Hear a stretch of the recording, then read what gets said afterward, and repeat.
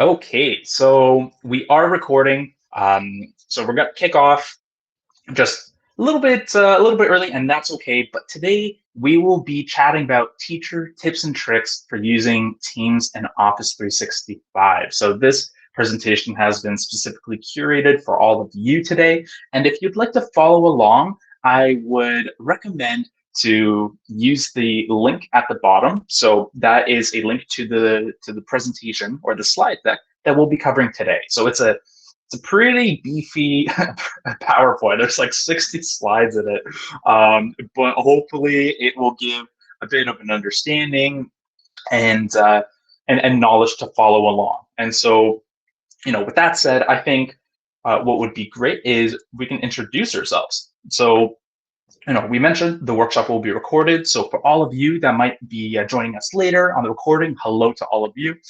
But my name is Damien, and I live in Mississauga, Ontario. So I'm right beside Toronto on Treaty 13A. And I do a lot of consulting. I do a lot of these education training workshops with Cobblestone. So I'm really excited to be here for all of you today. And we have Tammy as well. Tammy, why don't you take some time to chat about yourself? Good morning, everyone. My name is Tammy. I'm on unceded. I'm joining you from unceded territory of the Haudenosaunee and Mohawk people.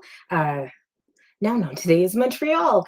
I don't have my headphones in, so you're hearing the doorbell ring furiously as I'm admitting folks into the training this morning. So I will be here learning alongside you and providing some form of translation as needed.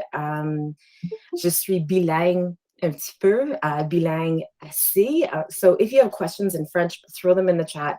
I will make sure that Damien slows down to see them and gets to them. And I'm excited to be learning with all of you today. Let's leave this as like Teams champions. Thanks so much, everyone. Happy learning. Yeah, awesome. Thanks for that. And Tammy's being humble. Tammy mentioned that she'll be learning beside all or with along you, but Tammy will also be able to jump in where needed and chat and be like an active contributor as well. So we're really excited to kind of co-present this session today. And as Tammy mentioned too, if you have any questions whatsoever, pop them in the chat, and then we can either hold them, we can either direct them and engage them at the moment, but I'll chat a little bit about the structure for today's session in just one moment. Before we move forward, I do want to provide a land acknowledgement.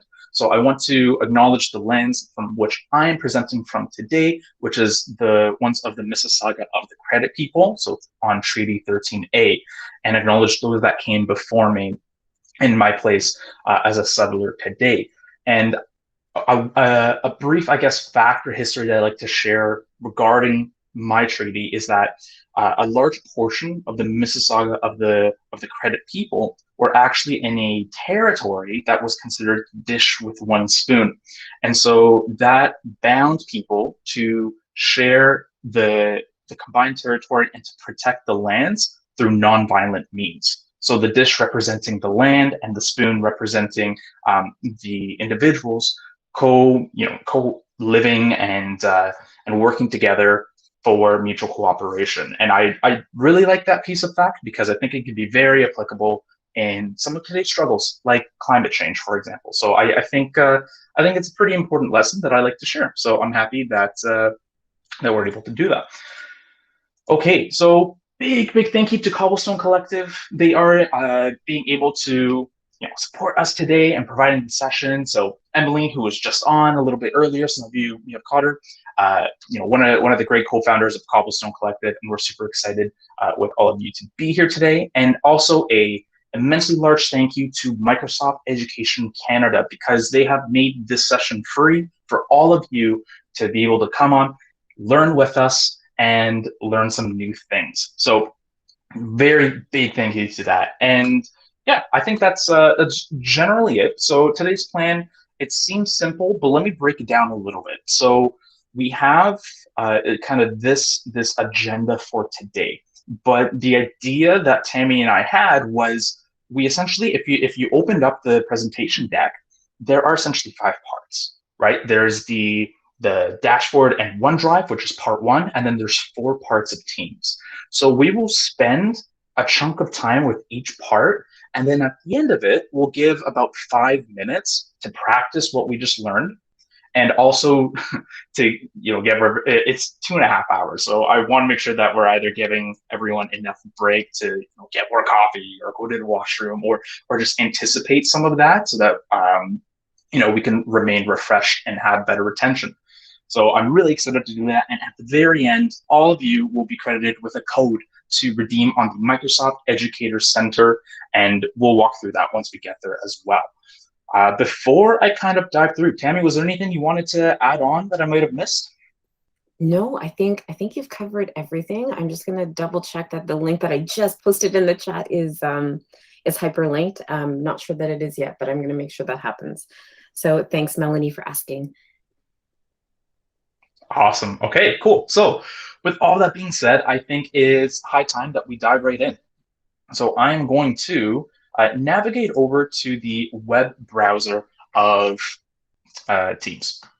And so the reason I'm doing that is just because I want to, except for the last part of today's Teams, which we'll cover as meetings, I want to provide and illustrate the most universal version of Office, of Teams, of OneDrive, because the web version anyone can use. You can use it on a PC, you can use it on a Mac, on a Chromebook. So definitely want to be attentive to some of our students. They might not be all using one ecosystem or another. And so this is the most universal version. So, with that being said, I'm on portal.office.com. If you've never navigated, or it hasn't been a while since you've navigated to the online portal, all I did was go to any tab that you may have open on your PC. Any browser works, sir. And I just typed in portal.office.com. In this case, I did it in capitals. And because I'm already logged in, it just dived me right into the portal. But if you aren't logged in yet, or your browser doesn't save that information or anything like that, you will be redirected to your organization login, so your school board login, and then you can just use your credentials to log in that way. So I'll give maybe just a couple seconds, as individuals might be trying to do that on the side. I highly recommend to follow along with us today to the best of your ability, and we can have fun together. Cool. So this is the dashboard. This is the Office dashboard where all the magic happens. So we can see that under our recommended tab that we have a most recently used or open documents, which is super cool. I also have a list format at the bottom as well that highlights all the things that we've been doing. On the left-hand panel, I have apps. So I have all the Microsoft first-party apps. So we're talking about Word, PowerPoint, and whatever is enabled to you as a teacher, as an educator, would be displayed here, right? So maybe some of you might not have Power Automate. I'm not sure what's offered or not, but that can be an example why you might not have as many. Some also versions of Office, you might have the tabs over at the top instead of on the side. So it really just depends on the update frequency of that. But if you are able to, I would go ahead and download or install Office right over here. So under this install Office, if you have the ability to work in offline modes, then you can do that from this toggle, right? So we can just download all the apps and they'll install a local version of that. Now, we mentioned the apps on the side, and there's also the beauty with Office and Microsoft is that there's many different ways to kind of do the same thing, right? So, for example, when I was learning math in school, right, you showed one way to do division, and then another more maybe easier way or a complicated way, and it really just depends on your personal preference. So one other way is at the very top, there is a waffle kind of icon. I'm just going to zoom in a little bit more so you can see that. So this waffle icon, we got the 3x3, the 9. When I select that, I get also all my apps open here. But because of this new pane, when I hover over each app, I get a little snowman or an ellipsis, as we might know it, and I can click that and pin it. So when it says unpin from launcher, it just means this right over here. So I can pin, I can unpin from launcher and customize the way I navigate through my dashboard. And lastly, at the very bottom, one of my colleagues, Amar, we were joking around because I call this the waffle, and so he called this the French toast. So at the bottom left, we've got the French toast icon for all the apps, and then this way you get a full kind of view of every app that is currently in your Office account. So whether it is first party, things like Flipgrid, which are Microsoft owned but technically third party apps, things like that. So all of this is super here. But yeah, so that is kind of the Office dashboard. I didn't want to spend too much time on this just because I'm sure many of us are pretty familiar with it, but I did want to give an overview on what we might expect. So we're actually going to navigate. The bulk of this session will be Teams, but we're going to navigate over to OneDrive first. And so I can find OneDrive as this little cloud, this little blue cloud on the side. And so OneDrive is kind of your personal file cabinet, right? It's your personal storage for everything you do within Office. So if you're in the process of working on a document, if you wanted to store things separately, everything would happen within OneDrive. And so what's the beauty about OneDrive is, again, when we're using a web browser, we're not actually saving on a device. So if we're switching devices or if we're moving on different to something different, then all of the most recent versions and edits of your file is saved in OneDrive, and it will carry along with you, right? So that's kind of the beauty of OneDrive over here. And I wanted to start off with OneDrive just because we'll tackle it at a later portion in Teams, and maybe we just need I'd like to provide like a bit of a foundational knowledge on how we can leverage it, access it, and then integrate it into a kind of higher learning ability. So it's a pretty simple layout. We are able to create a brand new document from the plus new tab in the top left corner. So I can create a new folder. As we can see, we have some folders here where I can store or share specific information. I can just begin a Word or Excel or any document right from this new. I can also upload documents from my computer.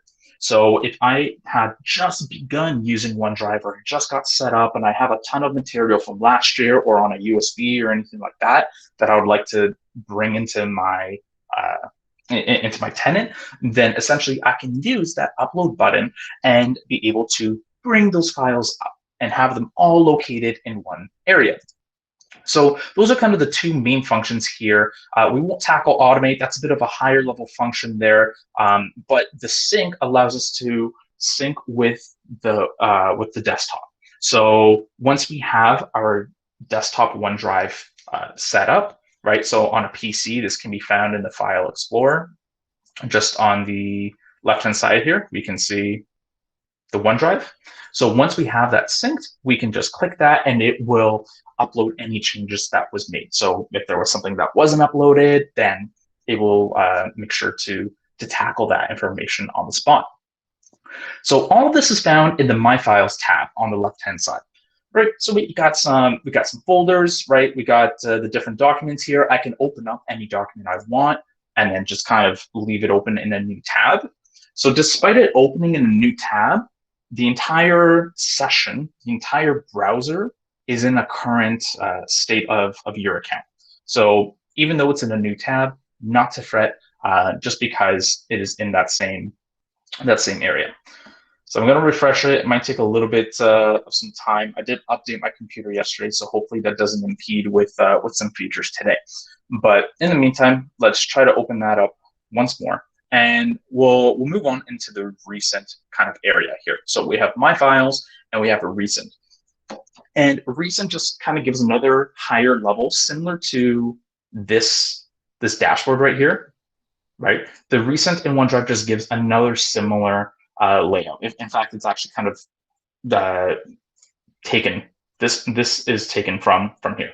So if we wanted to quickly jump right back into something, then we're able to do that. We can filter as well. So I can go and say, oh, you know what, something that I worked on a while ago in August, I can just go ahead and filter that month, for example. So there's a couple different ways that I can leverage this. Additionally, just checking on the status here. Perfect. So moving on, we have a shared tab right on the left here. And so this is filtered by 2 slots. We have a shared with you section. So that means that if somebody had a document, and let me just zoom in a little bit. If someone had a document and they shared it with you to edit, it would appear here, right? So no one has done that yet with me.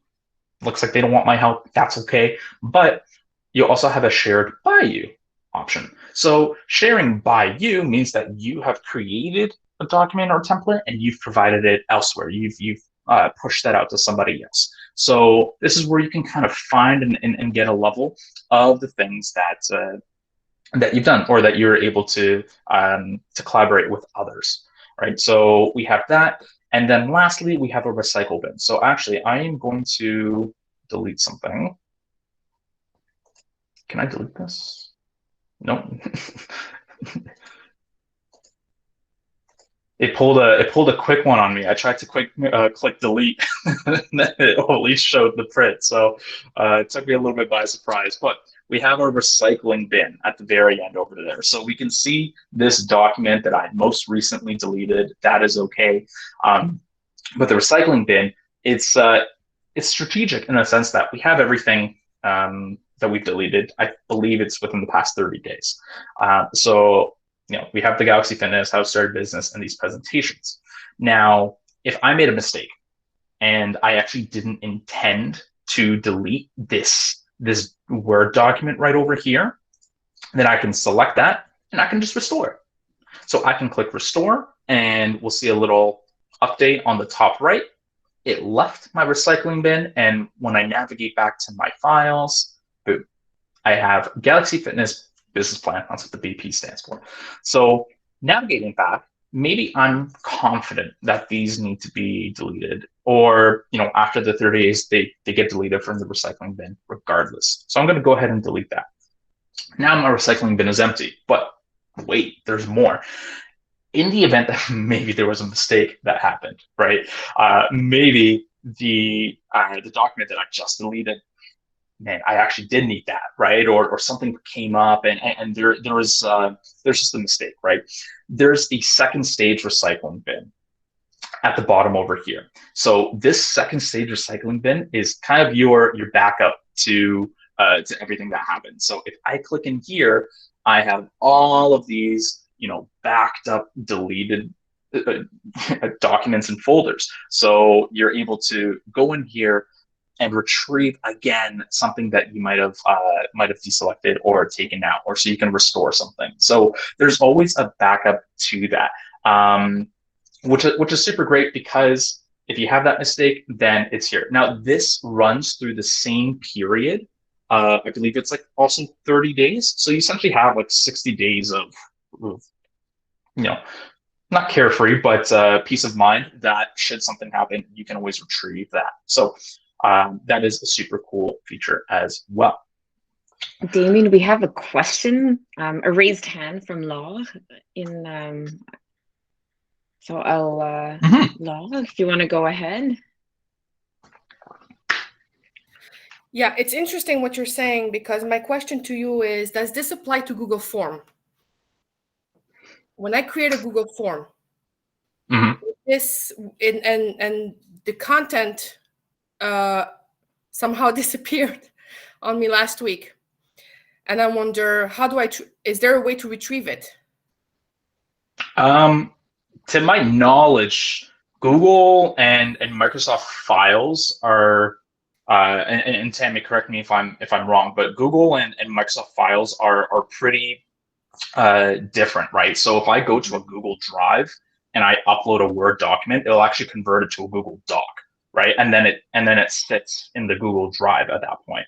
So if your Google form is in your OneDrive, I'm not sure if it's actually as a Google form or potentially. Yes, it is as a Google form, but it's empty. Right? Yeah, it just, I don't know, I erased something by accident. I don't know what I did. I really don't remember. And I'm like, what just happened? So I tried to retrieve it, go to bin, whatever, different techniques, nothing. So I was just wondering if you knew another way, because that's why I'm here today, because technology is evolving. So I'm always trying to, keep up. Mhm. But okay, so I guess So you answered my my question would be maybe go back to your Google Drive and look for your form. There is Yeah, where I would did. go back to the source, right? Mhm. So But it was I would empty. definitely go. The content was empty of the Google form. It just, yeah, it's okay. Let's So we can maybe dig into that on a break or something to see if we can find that for you. But if you've already created in Google Drive, it auto saves, so it's there. It's just hiding. So it's just to figure out where it's saved. I'll keep looking. Thank you. Meanwhile, I redid a new one, so it's okay. Okay, perfect. Thank you. Thanks, La. Thanks, Damien. Yeah. No, thanks, Tammy. And I like your suggestion. We can maybe try to tackle that in one of the breaks, and then see if that's retrievable. But valid question. So, just to begin wrapping up, when we are looking, we talked a little bit about sharing. We talked a little bit about our documents, but how can we actually do that? So from within OneDrive, right? So we're talking specifically, I'm inside my OneDrive and I want to share from this area. I can hover over any document here. All right, so I've got this PowerPoint, and one may notice this icon over here, this share icon beside it. So this appears under any feature. So some documents, you'll get this kind of insight with what it is, how long it might take to read, and who's involved, right? But if I wanted to share that out, I'm going to click on that share button. It will open up a new kind of integrated panel or menu. And from here, I can customize a little bit. So on a whim, I can decide if whoever I'm sharing to can edit or cannot edit. So naturally, it will always open up as a can edit document. So if you wanted to send a view only document, one would click in that little pencil and only view. And so now that pencil's crossed out, kind of like that do not enter sign, and this document is not editable, it is only viewable. So it is solely on your property. However, I can also click on this this globe icon with anyone with the link in view, and it'll open up a few more settings. So I can specify that maybe only people inside of my school board can open the link. So if you don't have the domain of the school board, parents can't open it or anything like that. So it really depends if you want to share with your student, with the teacher, keep it within work hours related, or you can specify, only this person that I shared it to can open it, things like that. This is where that allow editing feature is found, and we can also set an expiration date for our document. So that means that if I shared this out with Tammy and I said on October 20th, you can't view this anymore, as soon as 12/01, October 21st happens, then Tammy won't be able to access this document anymore, right? So, we can have that expiration date, and then we can also ensure that for added security, we either add a password or we block a download so that people can't download that and make copies and distribute it and things like that as well. So there are a few added features that we can go set up, customize for specific documents or folders, and be able to apply them. Cool. So lastly, I believe, is we talked about the sharing, but under the same concept of highlighting over any kind of feature like this, we have the share icon, but we have the snowman, we have the ellipsis. So if I click on that ellipsis, then I get a bit more of a menu for this specific document. But most importantly is I get something called version history, which is over on the teeny tiny block. So I'm going to click on version history, and what that essentially does is that it provides me an overview of the changes made to my document and when those changes happened. So if you're collaborating or working with a peer on something, and a mistake happened or anything like that, then we can track those changes. And then if perhaps I wasn't aware, or I was on vacation or anything like that, and a change happened, I can actually restore a previous version of my document.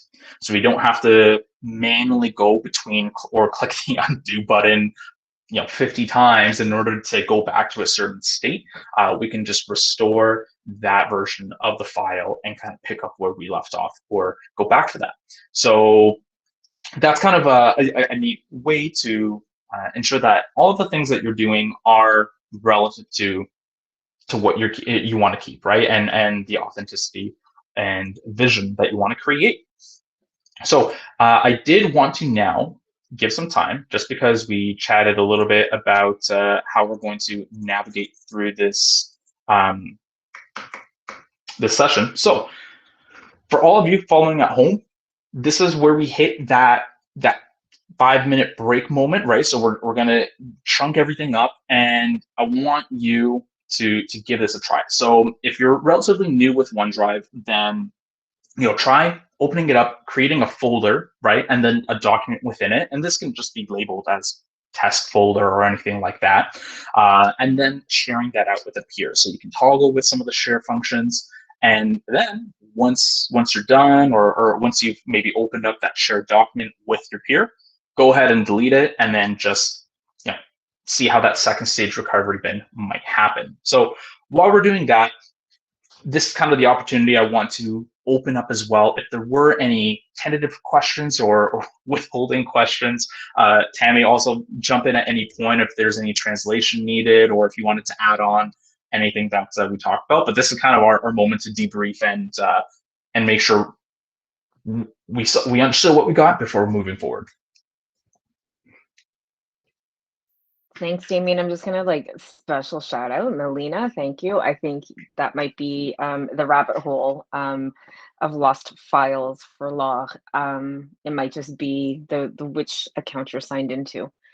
So that might be something to look at. I always double check. I also change the colors of each domain, so that in settings you can go and change the colors. That helps me just remind myself of where I am, whether I'm in a personal file or a personal account or a work mode.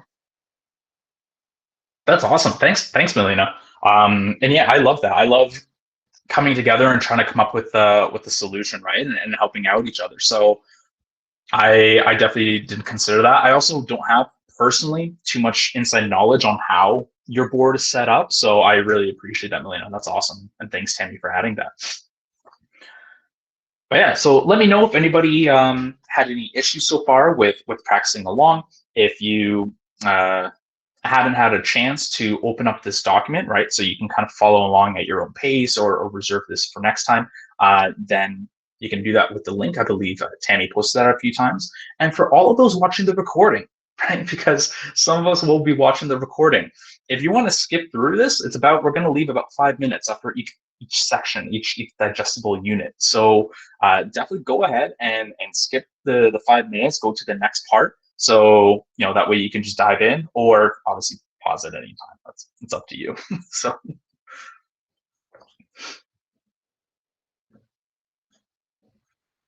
Cool. In the meantime, I will also work on this. So maybe I will go ahead, create a new folder, do today's conference, QPAT.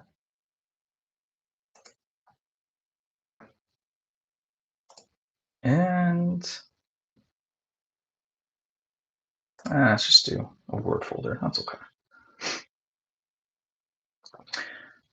A little pro tip as well, if you're going to create new documents in OneDrive, is if there's any first thing to do, please name your document at the top left. So if you don't, I will demonstrate what happens. So I created a new Word document. Let me create a new one as well. And let me create another one. So as we may observe, because I didn't name anything, the default naming system or scheme or whatever you want to call it is just document and then a numerical value. So if you created a bunch of different documents and I didn't name them, I might get lost if I have multiple different documents. With document 1, document 2, this can get pretty problematic, especially if we're working on grading or for our students, right? If we are working on an essay or an assignment and multiple different levels of it, yeah, I would definitely recommend naming your document first thing ever. And so the way that you can do that, oh yeah, because I'm using document too. Let's try that again. Okay, so I'm going to open up document 1, and the way that we can name it is simply by navigating over to the left-hand side in this document. So I'm going to click on where it says document, and then I can just change it. There we go. QPAT, OneDrive. Cool. And maybe I'm just going to copy and paste this because I'm going to use it for later. Cool. All right, it is 9:30. So we're going to navigate over to the next part. We're going to transition over to Teams. I hope everyone has had enough time to be able to either practice, share it out, and if need be able to maybe get some water, get a break, anything like that. It's going to be a pretty significant chunk of time we're together. So now that we have understood, or hopefully learned a little bit about foundational knowledge of how documents kind of live and breathe, I'm going to go back to my portal. So in this case, the dashboard, and I'm just going to click on Teams, and we're going to open up a brand new Teams. And let's move that over. Now, I did mention that my computer did update yesterday, so might be a little bit slower today. The cookies might not have been registered, so let's wait a moment as we initialize. And we're in. Perfect. Okay, let's dismiss that. That can get a little bit distracting. So we're in Teams, right? Beautiful, beautiful Teams. And now within this web browser, it looks pretty similar, right? But the first thing I want to acknowledge is inside of an educational setting, right? And this began in EDU, this layout, and it might have transitioned over now to a more corporate culture, but specifically in EDU, we have a grid view. So we have these boxes that we're able to select and choose, and these are our different classes or our different teams, right? So this grid view kind of gives you an overview of everything that you're a part of, and then you can go ahead and navigate in that.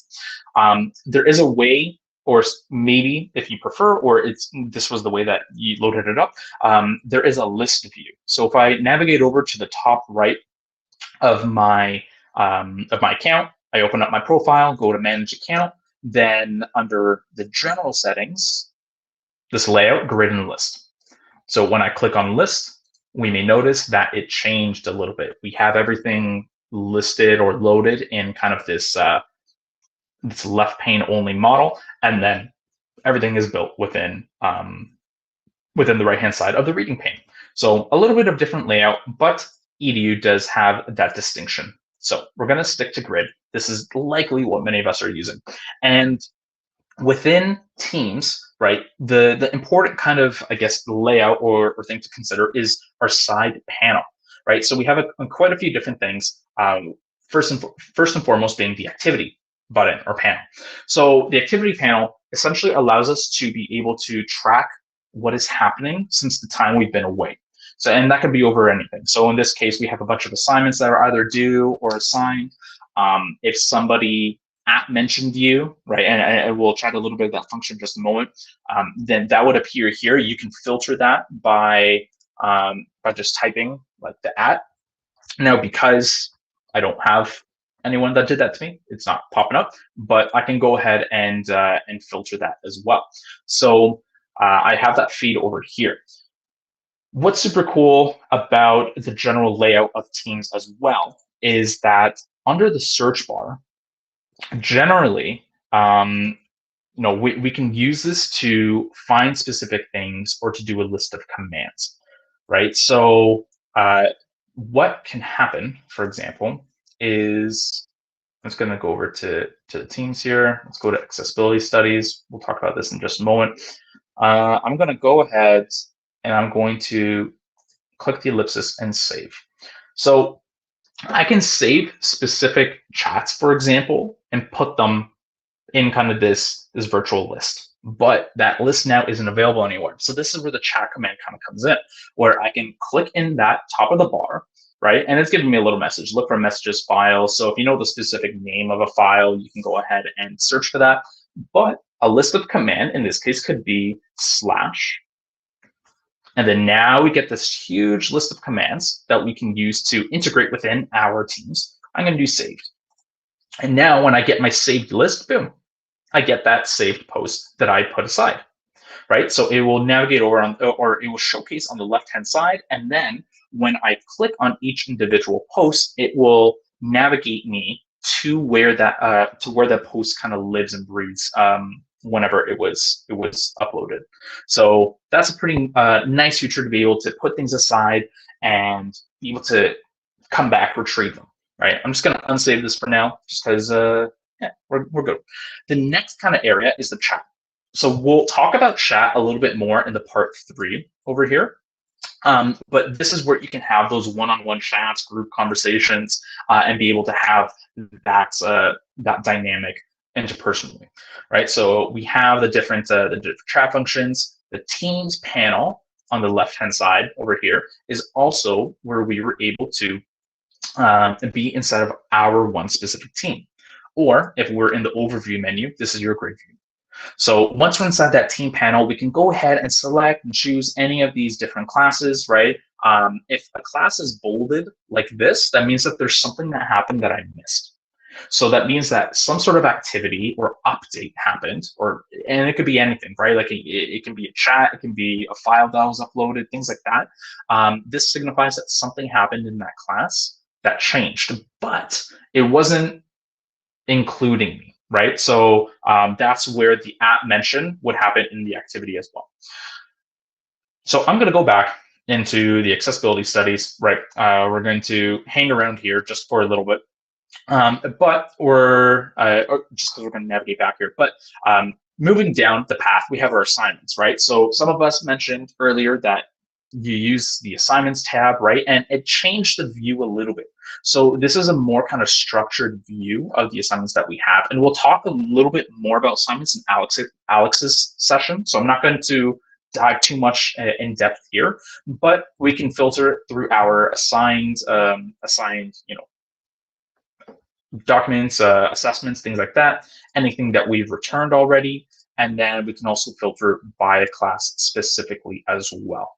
So I can clear that that filter if I don't like that, and then be able to navigate that.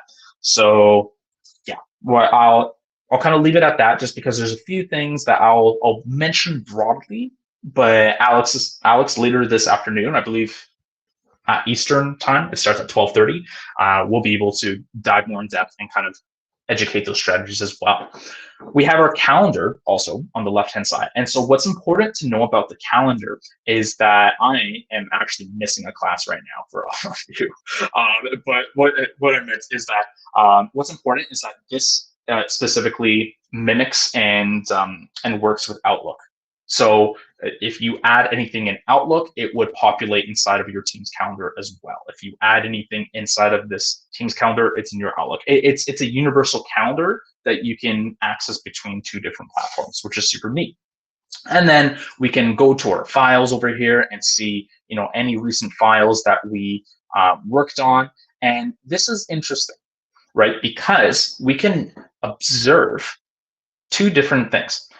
We can see the file. So I actually just made this QPAT OneDrive in the 5 minutes that we had. But I can see where it's located, right? So in that OneDrive, in my OneDrive.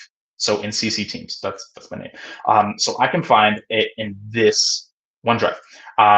However, if there is, for example, the reading progress assignment that I uploaded, it is actually located inside of a team. Right. So once it's uploaded inside of a classroom, that location of your file gets shifted. Right. And I'll mention that a little bit once we hit the chat function. But nice to know that that we can go ahead and we can filter by name. We have all of that inside of our files tab. So if we needed to quickly access something or retrieve anything, we can recover it right here. I will go and do modify. Cool. And so we can also navigate our OneDrive storage through this area as well. And so these are all of our specific things. So, as I mentioned before, there is, multiple ways to do the same tool, which is kind of what the Teams and Office platform strives for, right? So everything that we saw in OneDrive is actually available here as well. If we wanted to open the actual link, we can do that, but we have the same functionality. We have the new, the upload, the sync, and we can even copy different links as well. Okay, so I'm going to dive back into my accessibility studies. Here we are. And the layout of Teams have changed. So if any of you have used Teams in the past year, then the difference being is that these four, so this class notebook, this assignments, right, these used to be at the top. So they were perpetually pinned in the general tab, in the general channel of your classroom. And now they're shifted. They're always perpetually available on the left-hand pane here, again, to provide a more ease of access and natural flow of order. Because when you start navigating different channels and you have multiple similar tabs, it can get a bit confusing. So they essentially, Teams engineering team, put that right in kind of the one spot over here.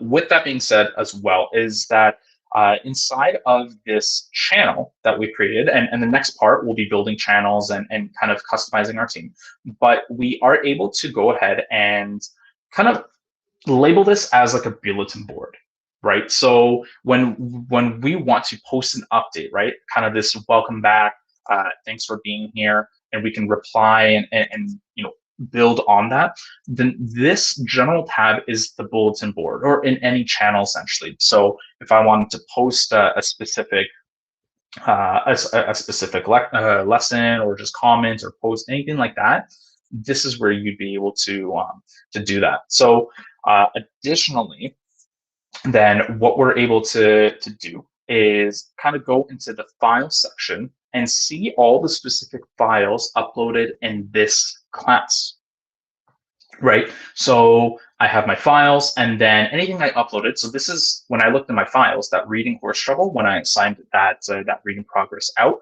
this is where that was located. So we were able to open that up, and it opens up inside of Teams within the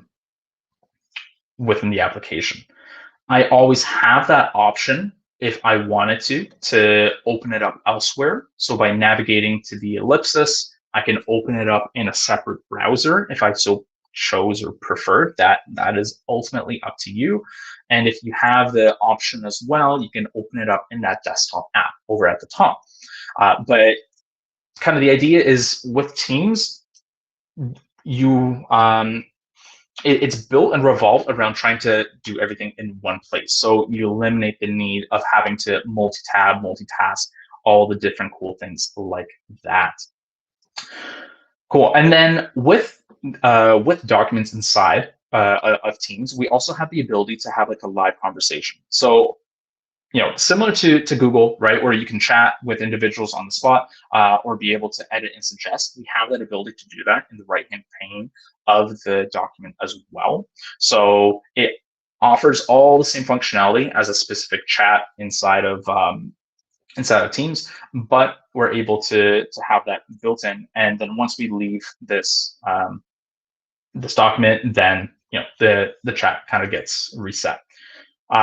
Editing and reviewing, similar to any Google users, of the suggesting and editing inside of a document as well, and we have that built right in. So you kind of have all this in one spot. Now, I briefly mentioned the location of files, right? We talked about OneDrive specifically. What I just want to point out is inside of a team, this document is not in your OneDrive, right? So whatever document you upload here actually gets stored in something called SharePoint. So it is two different bins or data containers, or two different kind of inbox and outboxes, right? So anything inside of a classroom is considered to be within your school board. So it's kind of the school board's paper, right? Once it's uploaded, and that's where it would be found. Now, you can always have a version of this inside of your OneDrive, absolutely. But once a specific version gets uploaded here, it gets translated into a different data container. So I won't dive into SharePoint because that's a beast of its own, but I just wanted to make that distinction of where these files are located when you start to begin to access a team. So that's kind of what happens with the file. Yeah, Damien, we have a great question, sorry, from Tracy. So if we have a team, do we need to all be in the same organization to be able to access the files? Yeah, that is a really good question. So generally, if you are in a team, you are granted enough privilege to view and to coordinate what happens inside of that team, right? So if even if you're a guest of a team, right? Because we can add guests and be able to kind of navigate that portion. Because you are invited into this class or this team, the privileges of you being admitted personally is that, yeah, you can still access this. We are granting you privilege to view this whatever documents are uploaded in this specifically and whatnot. Just that guest wouldn't be able to then jump into SharePoint and start navigating and finding things outside of that class, if that makes sense. Awesome. Anything you'd like to add to that, Tammy, or was that okay? There's nothing more that I can add. Tracy has a question. I'll let her, if she wants to come off mute, go ahead. Hi, I was like typing and I figured this will be just faster. So if I create a team on one domain for students and or teachers who exist in another domain, you know, in another tenant, I guess, and I'm creating a classroom using Teams, then they will have no problem as long as I invite them into the team in order to be able to access anything that's created for that team. Or should I be kind of pointing them towards things in a OneDrive instead of creating them directly in the teams? Like, which one do you suggest? I just want to make sure that I don't set one thing up and then have to recreate the wheel afterwards. Yeah, I completely hear you. Ultimately, the way an environment is set up does come from administration in IT. But I'll give you a live example. So in this accessibility studies team, I'm going to just dive into the settings. We'll do this in another part. But I've got 3 owners, and I've got 5 members and guests. So these 3 owners, they're faculty, they're inside of the organization. I've got 4 over here. I've got Al, Alex, Susanna, Adele. They're inside of the organization, but I got Cami over here. And Cami is a guest, right? So this means that Cami is from a different organization or just outside of this board of that we're showing, right? However, so just to make that distinction, Cami is not part of this organization, okay? And what Cami was able to still do, though, was actually Cami uploaded that reading assignment, by the way, the reading course. So that was Cami's upload, right? And Cami was also able to, I returned a graded paper. I believe it was this, I forget now. But Cami was able to complete an assignment. So yes, when you are inviting an individual into your tenant, you are granting them the ability to use that tenant. The extent of that might then depend on the settings laid out by the administration team, but Cami was able, yeah, and in this case, Cami was able to edit as well. Yeah. So hopefully that answered it a little bit. Yeah, I think so. Thank you very much. I'm about to be doing exactly this, and so that's why I'm asking those specific questions. Thank you. Yeah, absolutely, and that's a great question. I think, you know, to potentially save future hassle, maybe test drive or test run with someone outside of the organization and see to what extent that guest may or may not have, right? Because again, every organization might be different, but standard features are able to do that. And I know there is, I know from IT administrative, there is a toggle that they can do as well. Not sure if it's applied in your school board, but they can toggle for guests to have the same functionality as members as well. So there wouldn't really be much of a distinction other than that they're from a different domain. Cool. Hopefully that answered it. But I'm just gonna quickly kind of round up a few more things, and then we'll head into our next kind of review and challenge. So we have the class notebook. I'll leave that aside. I'll let Alex later on today have kind of the full thing. But in a nutshell, class notebook uses OneNote, which is essentially like a program for organization, for file holding, mind mapping, note taking, all that kind of fun stuff. But it adds the educational components such as assignment distribution, content library, things like that. So I'll kind of leave it at that. I'll let Alex explore the full depth of class notebook and give you that experience later on. But then we can also go ahead into our grades and get a high level of our assignments right over here from what's been returned, what's been used, and then I have the Insights tab over here as well, which we'll bring up, I believe, a little bit later. But yeah, so that's kind of the way our team is set up currently. So with that being said, actually, one more thing I did forget, just because I was so engrossed, is how to create a new team, because that might be a little bit helpful. So we'll cut a little bit from the practice time, but to be able to create a new team, inside of our broad grid view, in the top right corner, we have this join or create team. So I can click on this join or create team. And if there are, you may see other teams in here, if there are kind of like groups, clubs, things like that, that are publicly available within your school. So if you know of a code, you can join that. But right over here, we can create a team. And inside of teams, we have 4 different areas. So we mentioned, clubs, study groups, that's the other. We can do a staff specific team as well for any kind of administration or peer-to-peer. We have our POC groups that we can create, and most importantly, our classes as well. So if I wanted to create a new class, I can go ahead and, in this case, name it maybe literacy skills. I can add a description. If you had made an existing team before, you can go ahead and use that as a template. So I can be like, oh, I really like the way I set up accessibility studies. I want to just follow that template, and then you can choose that and it will mimic it as well. So you'd be able to then type in the name. Once that's typed out, you can click next, and it will prompt you. It created the team, and it will prompt you to add students. So pro tip, you don't need to add students at this very moment, right? Sure, it comes up, but you can always add them later on as well. So not to fret, you can create and build out your classroom before adding students in without worry. So you can just go ahead and skip that, and then you will launch into your new literacy skills team. And it's a little bit empty, but that's okay, because we're going to discuss how you can start populating it and making it a bit more lively. Okay, so I have one I used for the demo to build out the deck last night, and I have this one just right now.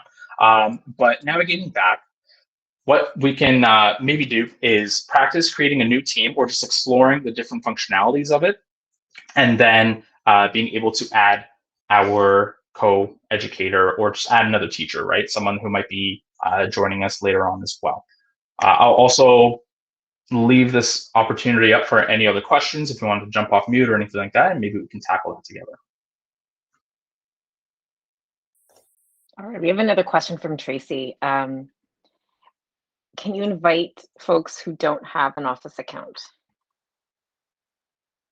Oh, that's a great question. I think they would still be a guest, but maybe perhaps their limitations would be more than a guest with an Office account. That makes sense. Yeah, to my knowledge, inviting so let's break it down for member, right? If a student comes, signs up, joins the school, and they never had an Office account before, by being part of the school, they get an Office account by being in the team. So by also inviting a guest, I believe you should have that same kind of approach, where they can go ahead and view that, because what I demonstrated earlier as well is I can open this file inside of Teams. So I'm not actually taking it outside of Teams. I'm still inside the application. So even if I didn't have an Office account, I'm still using the content inside of Teams here. So hopefully that Yeah, it answers would be like they would be using Office like the web version almost. Yeah, exactly. So Alexandra, so nice to see a familiar face and name. Go ahead. I think you're on mute. mute. You're on mute. Yeah. Okay. Can you hear me now? Yes. Okay. I've been working with MS Teams, and sometimes I do have to add on a student as a guest. The only email it won't work with is Gmail. So if you use Hotmail, Outlook, Yahoo, it's okay, but not Gmail. I learned that the hard way. Okay, that's good to know. Thanks for that. Yeah, that's really great information. Tanya, go ahead. Thanks, Alexandra. You're welcome. I believe you're also on mute, Tanya. I'm sorry, I'm having problems with my audio today. Not a problem. Along the same lines of what Alexandra was saying, I've been working with Teams for the past year and a half, and there are more restrictions if you're inviting someone who has a Yahoo account or Hotmail account. For example, creating channels and having those people join a channel is not always possible. I know that in my board, there are several restrictions. So it really does depend on how the parameters have been set up with your board. And the only way really to test it, to see what those restrictions are, is to test it. So Tracy, you can add me. I can send you my Yahoo email as well as my EMSB email, and we can test it out to see what works and what doesn't work. I think that's the only way really to be sure. That's amazing. Thanks for offering that, Tanya. I love that community building and sense of just collaboration. So that's awesome. Thanks for offering that. All right. So which happened to be in line with the practice that we're doing today. But we're gonna navigate over now to Teams Part 2, just because that's okay. We're a little bit over, but I do want to take the moment to be able to answer any prevalent questions like that. So I'm actually just going to go ahead and skip to this so that I can just have that ready to go. Okay, so now that we had created a team, I'm going to go ahead and delete this channel. We're going to do this all over again. Okay, so this would be the look of your new team or your new class that you created, right? So it's kind of empty. There's nothing really happening here in the general channel. You know, we still have the same layout, but there's only one channel. There's the general. Excuse me. So what we can do is add more channels, right? So I'm going to go or navigate, and let me zoom in a little bit. Maybe it'll be easier to see here. I'm going to navigate over to the Literacy Skills tab and click the fallen snowman now, or the also still ellipsis, and click that 3 dots right over there. And with that, I have a few different options for this class in total. I can manage it. We'll cover that. In the next part, I can add a new channel. I can add different members to it, or just leave the team all whatsoever. So I'm going to go ahead and add a channel. And now this channel, it could be anything that you want to structure your classroom to be. So if you wanted to structure it as different units, you can do that. If you wanted to label just general groups, so like you wanted a homework tab, or like create a few different channels for posts or a dedicated announcement, you can do that as well. Not a problem. So, you know, in this case, I'm just going to, I'll just do an announcements channel, and note that I can change the privacy, right? So the default will be a standard accessibility. So anyone will be able to see that channel. It'll pop up in their list and they can go ahead and navigate inside of that. But if I click on that, I can also change it into a private channel. And so now what would happen is after I click create, I can add individuals to that private channel and specifically have something only for our eyes only, or prepare content or class material before actually uploading it into the general. So I'm going to leave it as a standard. Everyone will be able to see that. And I want to check off that it will automatically show up in people's lists. So I'm going to click add. And I will create one more channel just to showcase what it looks like when I create a private one. So what I like to, any hockey fans are out there. Can we just rewind just how to go back into the channel? How to go back into the channel? How to create the channel, like how to add the channel. Yeah, absolutely. So what I did was I navigated to, let's look at it this way. I have my picture box, my display icon for my team, and underneath it, I have my literacy skills. So the title of my classroom, and that can be whatever class you want to name. Beside this, there's an ellipsis. This is the ellipsis for your entire classroom. It is the ellipsis for literacy skills in this scenario. So I'm going to click on that. And that's where I have these new settings, such as adding a channel. So when I click and add that channel, now I can be able to customize and create what I want to do. So hopefully that was a little bit slower or helped illustrate that. Thank you. Awesome, Tammy. Thanks. So let's go back to our hockey fans, teacher's corner, coach's corner, anything like that. And we're going to go ahead and create a private channel. Let's click create. And here we can add specific students or teachers. So a little potential, brain tease is we can maybe pre-create or create groups for any group projects ahead of time. And we can give them a specific area to be able to chat, collaborate, and do all that stuff together. And you as a teacher can then be able to assess kind of that improvement or that communication over time. Maybe I wanted to add another teacher, as I might be planning on going on like paternity leave, for example, and just laying out the land of the plan for the rest of the semester or the curriculum. So in this case, let's add Cara. Cara is not a teacher here. That is interesting. Al. Okay, so it doesn't want to actually search for within my organization, which is okay. I can always, again, add them later. So I'm just going to skip it. But now we can notice, well, too much zoom, that the private channel here has this little lock icon, right? So that lock icon indicates that it's a private channel and not everybody has access to it. If you're seeing it, you obviously have access to it. If you don't, you're not part of it, right? So, so just being mindful of what that illustrates and what that looks like as well. Cool. So I'm going to go back to my announcements tab, and we're going to create a new conversation. So I can create just a new conversation at any point, right? I can be like, hey, or actually, I'm going to create a new conversation in Teacher's Corner. Hey, everyone. I'm excited to learn with you all this year. If I wanted to specifically draw someone's attention, and if they belonged in this channel, I can use the @ symbol and then type in their name.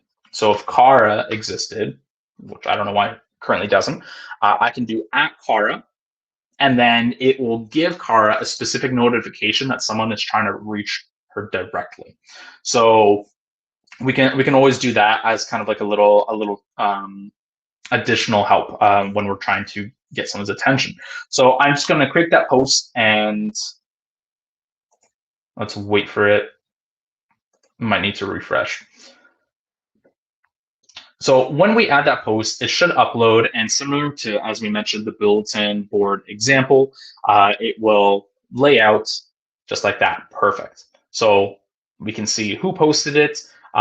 what that content is, and we have the ability to react with the different emojis if enabled at the top over here. So thanks.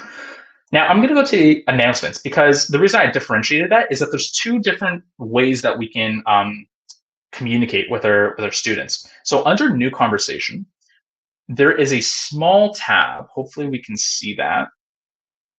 I'm going to just bring it up a little bit. The first icon at the very bottom, it says capital A with a pen. I'm going to select that, and then it allows us now to edit our post a little bit. So we can add a subject, right? So we can do new school year, for example, and I can start a conversation again. But before I actually start typing things out, in the top left, I have an option for new conversation. If I select that and select announcements, now I can kind of use this as like a banner, right? And be able to more broadly announce a specific thing, an upcoming deadline, or anything like that. So in this case, I can do like welcome back and really draw people's attention to here. I can customize it with the colors if I wanted to. So if I wanted to have a bit of a different contrast, or I can even upload an image as well. So have all of you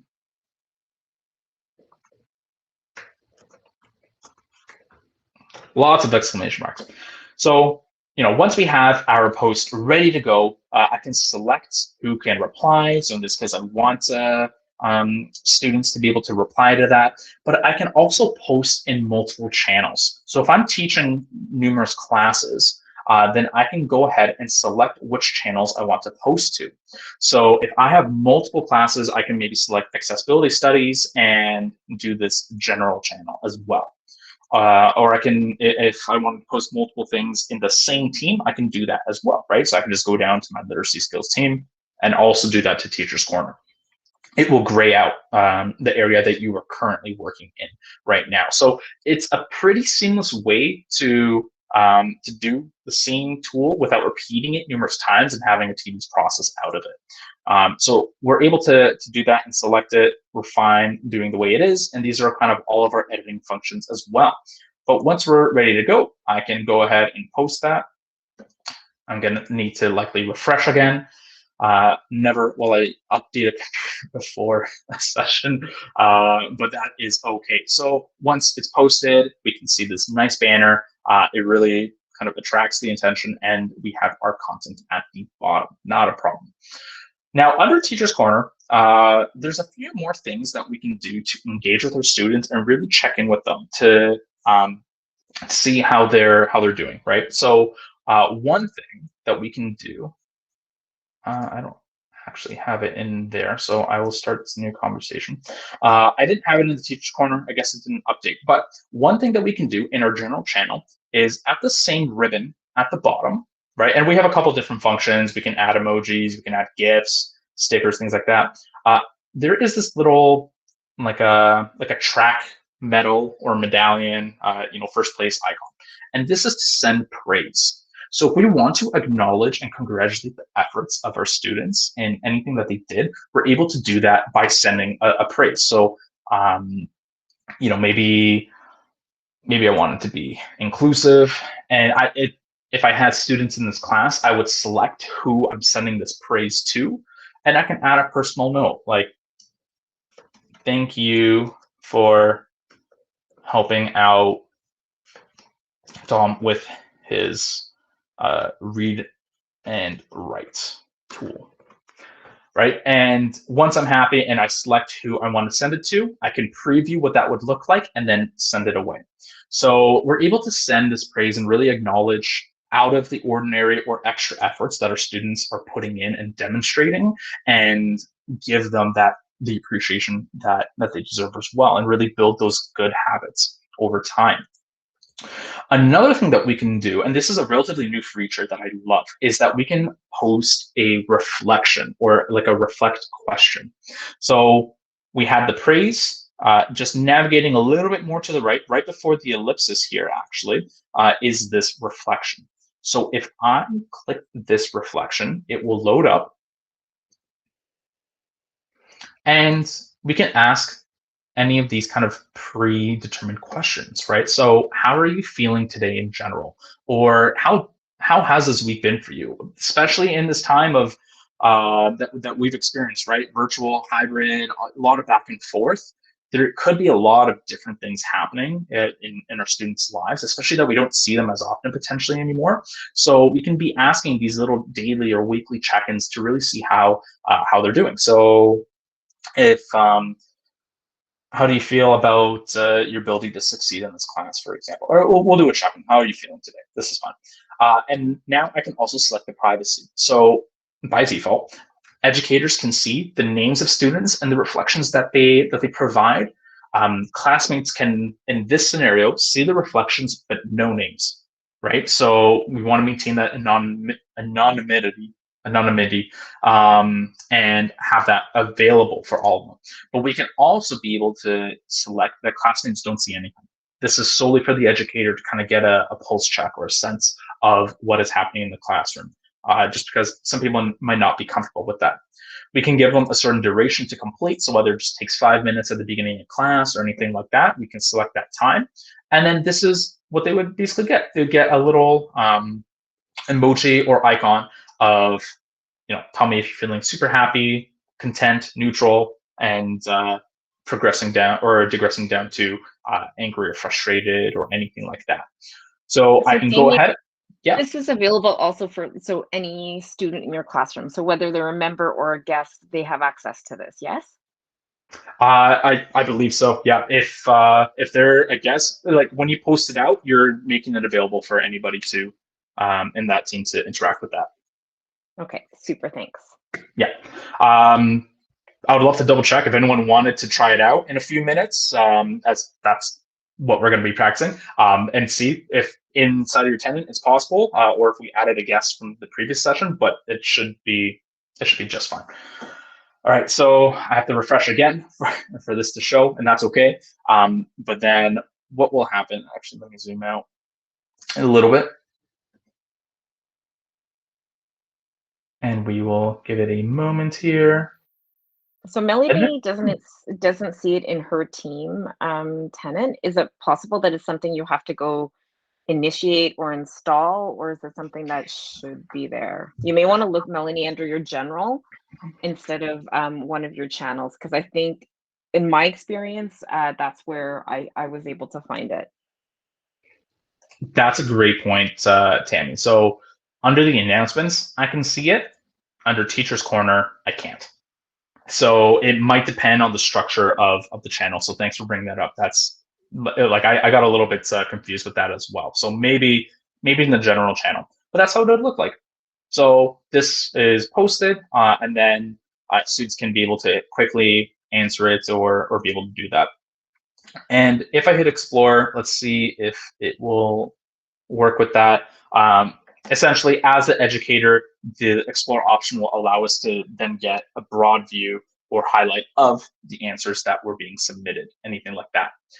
Additionally, if we're on the conversation of just additional settings, reflection, really accessibility and mental health, I do want to pivot to accessibility studies here and also showcase some of the different features inside of any post or announcement. So if I hover over something that's got a text like this, I can click the ellipsis at the top right, and then these are where I can get certain functions. So because I made the announcement, I can edit that. Students won't be able to do that, but they can also add a translation feature, which basically just depends on the set language of your teams.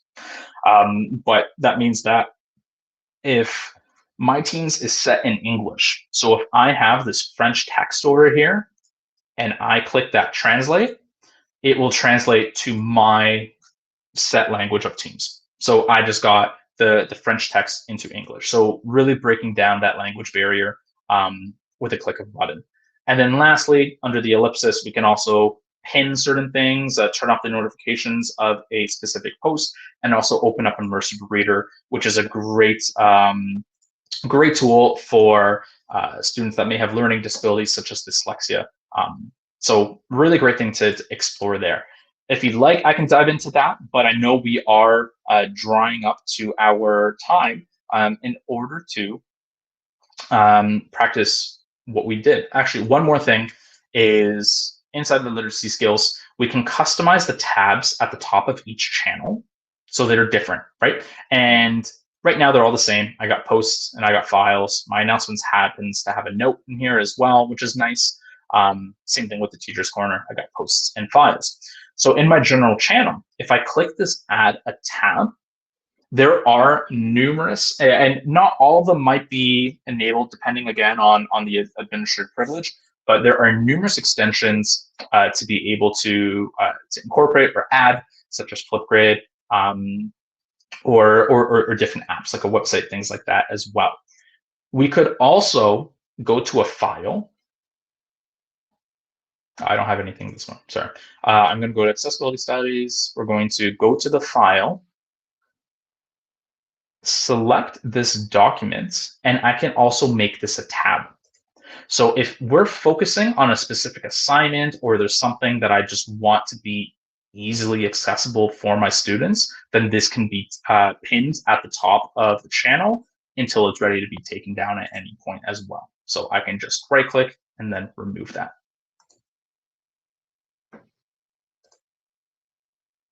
Cool. All right. So with that said, we got about 5 minutes as planned to try this out, right? So let's create a few different channels. If you'd like to play around and maybe make a private or make a private channel, make a regular channel. If you have and find the reflection, that is awesome. I would definitely try to familiarize with that. Or if not, you can also try to familiarize with the plus sign and maybe try to search in the plus sign when adding a new tab for it in there. So for example, you can maybe try finding it when I click plus. It doesn't seem, for me, I'm not typing that correctly, but I believe I did once see the ability to find it in there. So maybe I'll work on that in the meantime. But Tammy, So was there anything? Yeah, so folks are trying and saying, because I think so many educators are like, that's a great check-in for students. They really want to figure out the reflect, how to add the reflect. So I know Sandra said she wasn't able to find it and Tracy's struggling too, but I think what it is, Tracy, your team may not be set up as a classroom and that's why you don't have the reflect option. So that's one part. And then for Sandra, you may need to not search for it through the plus tab at the top of your channel. It may need to be in the conversation piece. There'll be an ellipsis there where you can add it there. Damien shaking his head, yes. Yeah, no, yeah. Okay. I'm trying to also. I'm looking right now, right, to try to find a solution to that. But those are great suggestions, Danny. So I definitely, I definitely second that. That's awesome. If you need me to try to demonstrate that, we can. But yeah, it could be. That might be helpful. Just I know that when I had tried originally adding the reflect, and I also wanted to add forms so I could do quick polls in the chat. Yeah, so that was a problem. That was an issue for me, but I had to add it through the ellipsis in the conversation. Through the ellipsis in the conversation. Let me see if I can. Not conversation, in the channel. So if I go to make new conversation. Yep. Oh, so got that's it. where I would add. Yeah, that's where I had to add forms, and I found reflect there. Awesome. Actually, yeah, that's great. I was looking for it in the tab. So you got reflect, remind, form. Yeah, there's forms. So just to give a visual, because I really dived into that just to check it myself.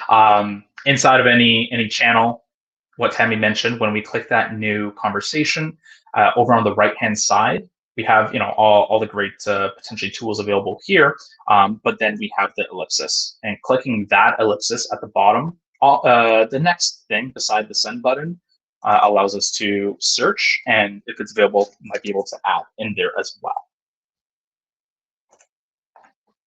Also, yeah, I like that point that you mentioned, Tammy, as well, of try to ensure maybe the type of team or class that you created, right? Because there's 4 different teams that you can make in an educational account. So that could be something to look into as well.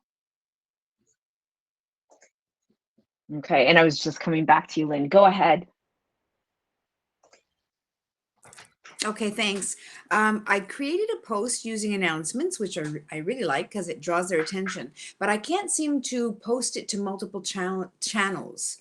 So I'm trying to post it to 2 classes, and the one that I wrote it on, it posted fine. But then when I tried to copy it to the other channel, it won't work. Are you seeing the option to post? Yes. I click on it and I can navigate to my other class, and then I'm clicking on general, and then it says select channels. I select the channel, and then it says update, and then nothing appears on the other channel. So if I go to the other team, in the other team, nothing appears on their page. This might be silly. Did you try refreshing the page? Oh, I can try that, sure. Yep. I forgot how to refresh. Are you on a PC or Mac? A PC. Just go up to just refresh the actual internet, not Teams, right? Yeah, that's right. Yeah, either or should work, but the internet itself, you can either hit Control R, F5, or click the little refresh button at the top. Yeah, I just refreshed. But can you post but can you post an announcement across multiple teams or just multiple channels? Oh, I can't do another team, is what you're saying. But that's no, I'm Lynn, I'm asking because I wanted to define, like, just to kind of take apart, like, break down your question a little bit. I'm not sure if you can post to multiple teams. I've never tried that. I know I can post to multiple channels, so that's what I'm asking of Damien. At that point, that would be setting by administration, right? So currently, in my tenant, I am able to post to a different team, so that should be fine. Let me go ahead and just do that. But it might be that you're only allowed to do different channels. Okay, that's my guess. Yeah. Even though it allows me to do the whole route to post to another channel, that final update just simply doesn't work because it's programmed that way by the administration. Is that what you're saying? Oh, okay. Potentially. I'm going to try it now just to see how long the buffer might be. Post multiple channels. Let's also do literacy skills, announcements, update. Did you actually send the announcement? Like, did you post it? Okay, so I created, let's just call it team 1 and team 2. So I created it on team 1, and then I went to post in multiple channels, and I wanted to send it to team 2. It posted in team 1, but not in team 2. So it posted in the original team that I wrote it in, but it would not copy to the second team. Okay. I'm trying it out now to see if there might be a delay. Yeah, mine was fine. It's a useful tool because oftentimes I'm finding myself just repeating the message in different teams. Right.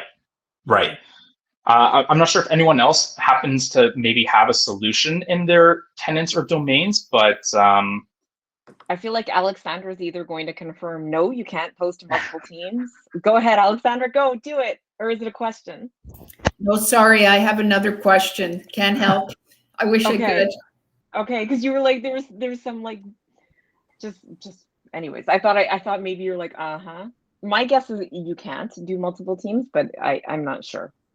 So you can. That would be my guess too, but I'm not an expert. Okay. Yeah. For the sake of pace, Lynn, it's a great question, and definitely it's weird that, or odd that you have the option to do so, but then at literally the last step, it doesn't actually fulfill that request. Right. So at the end of the session, what we'll do is we'll provide a email for Cobblestone which you can ask that, or also kind of bring it up with IT of your board, and then potentially try to tackle what the solution there might be or why it's not happening. Okay, sounds good. Thanks so much. Yeah, thanks for that. That's a great question. Thanks for asking that. Okay, cool. So hopefully I know some of us weren't able to fully complete it, but Alexandra had a question that we didn't get to. Oh, if we could get I'm so back to sorry. that. Yeah, Sorry. thank you. Thanks, Tammy. Thank you. How many channels can we create? It should be unlimited. Okay, just And curious. can you reorganize your channel, or do you have to, like, are you able to like drag and drop to move it other places? To my knowledge, no. Manage channel, I'm just trying to see.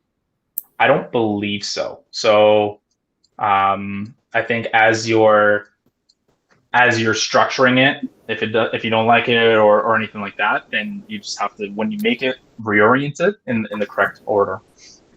I know that in the past we have been limited in the number of channels that we've been able to put in, and I know that because we were using them as a place for students to go in within the channel to have separate chats to facilitate breakout rooms, since we didn't have that functionality. And I think the number was 8, but I don't know if that's changed. Awesome. Thanks, Melanie. I'll go take a look and confirm what Melanie just shared with us. Awesome. That'd be great. Thanks, Tammy. Because yeah, to my knowledge, like you're able to post it out, but unfortunately, some setups are a little bit different. Okay, so now we're going to head into a little bit more of an administrative side here. So part 3 will really just kind of focus on the settings of our team, and then we're going to navigate into chat and discourse a little bit about that. So, I'm just going to go to general here. That's fine. And navigating back to our literacy skills team, right? So this is the class name, the team name, and I'm just going to use that interchangeably. So, but they mean the same thing. I'm going to go to the ellipsis where we went to create a channel, and then I can manage that team. So by managing the team, I'm now getting a broad kind of view and in-depth of what I'm able to change as the owner of a team. So basically, I'm the owner and that's because I created it. Generally, if I invited like another educator or another peer, anyone like that, they would also be labeled as owners. And then your members and guests would look like, I'm just going to go to a team that actually has people in it. And then your members and guests would be at the bottom over here under their appropriate role. So whether they are a member, and you can always promote a member to an owner, you can't promote a guest, unfortunately. So when a guest is added, they are remain as a guest unless they then have a domain of the classroom in which the class resides, like the school board. So we have our members and guests. Generally, these will all be students. And then we do have an option as well to add tags, which is super cool. So another way where if we are setting up groups or presentation groups, anything like that, I can add a tag. So I can be, for example, group 1, create group 1 tag, and then I can do group 2 for somebody. Group 2 tag. So I'm just going to add someone else into group 1. Perfect. Apply. And then now we can start tagging our different students depending on what we're doing in the class. And I'm going to get to that in a moment. I just want to showcase that we can do that right from here. So we can always add a new member from our team in this area here. So I can just click to add member and then continue to search for students or add their emails into here and then click add. I wonder if there's anyone. We have Suzanne on. Okay. So we can add Sophia, for example, click add, and then it will list everyone in kind of one bunch until you're ready to close. And then once you close, we can see Sophia's right over here, was just recently added and is a member as well. So it will take some time just to get the student title and label on there and get the configuration set up in the backend, but it's pretty seamless once you're inside this this members tab. So this is where when I mentioned earlier that you can create a team or you can create a classroom and add students later. You don't necessarily have to add them immediately and then build out your content.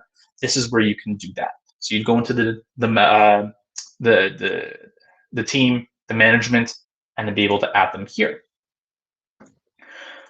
Any pending requests, so if people want to join your channel, if they found it, we might recall that people can join with a code, right? So if they're joining with a code or anything like that, then that's where that pending request would be. So that is kind of the functionality of that, super simple. Navigating back into the managed team, we also have an ability to look at as an overview of our channels. So I can specifically select, the general channel will always remain there. There's very little we can do about that. But any additional channels that we create, I can start to toggle, right? So maybe I'm changing the intro to assistive technology and I don't want it to show for the members and guests of the team. So I can toggle that off until I'm ready to start that. Yeah, we'll click confirm. So again, if you're building out the content or if you want to kind of set up your class for success, but you don't want students to be overwhelmed or jump between different units that they don't really need to, you can just hide that temporarily without actually making it private. And then once you're ready, make it public and usable. Under each one, each channel as well, we can go back to channel notifications and just kind of look at how we want people to be notified of new posts. So whether it is a kind of banner and feed on your computer, only in feed, and any kind of mentions as well. So if somebody is mentioned, then how that would look like additionally. So that's kind of the way that we can customize each channel. But that was the general channel, right? So if I go into a channel I created, then I can still have a few more options, such as editing it if I wanted to change the way that that I titled it, deleting it, or being able to jump back in and manage who is actually inside of that channel as well, right? So I can see not only who's part of the team, but the channel specifically. So what's neat is because what I'm able to observe in maybe Teacher's Corner is the analytic of this team. So as of right now, inside of this channel. So as of right now, I've got 4 people that are inside of the Teacher's Corner, but nobody is doing anything, right? There's no engagement, nobody's posting. So maybe I can take a note of this channel doesn't seem to be serving any function or purpose anymore. Maybe I don't need it anymore, right? So we're able to get some analytics on channels specifically. Moving on, the settings of our team. This will vary greatly depending on the settings that are administered to you through the school board. So I can't say yes or no to what is available, but in hindsight, this is where we can change the theme of our class, right? So change the display picture, the permissions of our members. So if we want our students to be able to add, delete channels, create them, tabs, things like that, generally we probably don't. And this should already be set up for the creation of a new channel. We can see the guest permissions as well. So I don't have the ability, even as the owner, to change these guest permissions, right? I can see the different @ mentions, who can use them. So those that was when I used the @ symbol and then specifically called somebody to be able to draw their attention to an item. When we mentioned people can join with a team code, this is where we can generate that code. So now, for example, if you all wanted to try to join this team, I don't know if it would work, but you can go ahead, use that code, and then you would dive in and be inside of this team, right? So this is where you generate a code for each team or each classroom if you want to share it out with different individuals as well. So perhaps you wanted to include some parents or create a different team for that. This is how we can do that, and they would be as a member or guest, depending on the organization that they come from or the domain. Again, the fun stuff, so like GIFs and stickers and things like that, many times I find that this is automatically disabled for some of our school boards. So this may or may not be grayed out, similar to the guest permissions here. But if it's not, then you definitely have the ability to customize what is available. How can people personalize their conversations and messages with each other? And I would probably always keep the strict filter on in terms of inappropriate content, just to make it as much of an inclusive or safe space. Or if you don't want to deal with that at all, just turn off the GIFs, and you don't have to worry about that kind of filter system. We got stickers and memes, and then students can create custom memes as well. Again, double-edged sword, great for personalization. It could be easily abused, so I would also be able to toggle that on and off from here as well. If we created a OneNote class notebook, which if you join Alex's session later or watch the recording or Alex's recording later, then this is where you can manage different sections of your class notebook. So because we didn't create one, nothing's really populating here. And then we have our tags as well. So we can see who can manage our tags that we created. Moving on to analytics, right? We can now see a top-level overview of our entire class, of our entire group. So I was able to see an overview of each channel specifically, so I can dive in and judge, what is working, what isn't. But I can also see in general a summary of the team. So I've got 9 users in here. Nobody's really engaging. That's okay. But I can see who's active, right? I can see the role that some people are. So how many guests, how many members and owners I have. And we have this activity feed as well. So yesterday it was pretty active with that one user. Otherwise it was pretty inactive. We have this line chart. And additionally, this top inactive channel in the teacher's corner. So it also displays here, how inactive it is, and I can just delete it from this area too. So it does give you that top overview over your entire classroom that you're able to do, and the engagement within your meetings as well. So if you want to do participation marks, for example, this is a great way to actually determine what that is looking like and how many people are actively participating inside of your class.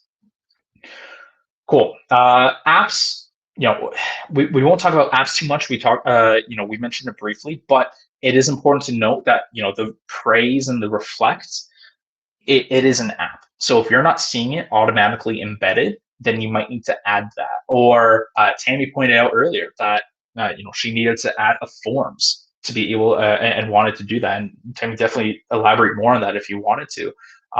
But you'd have to add forms individually to be able to then integrate it within your day-to-day. And lastly, these are the tags. So I can see all the different tags that I created, right? And how many members each group has. So what that means is I can search for it. If there's a whole bunch of different tags, I can see where I specifically belong to.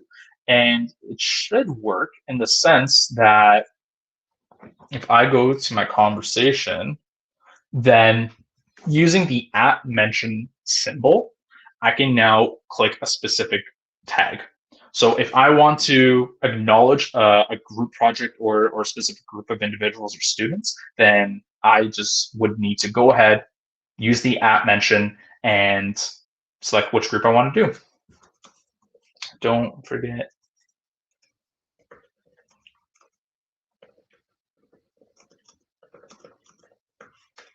Right, and then there you go. And then now they would get notified. Anyone who's in that group 1 would get a specific notification that they were mentioned in here.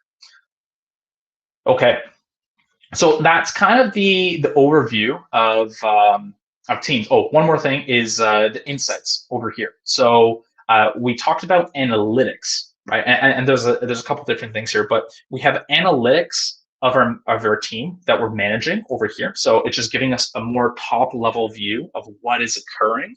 But I can also dive into insights to see the specific specific engagement and progress of our students.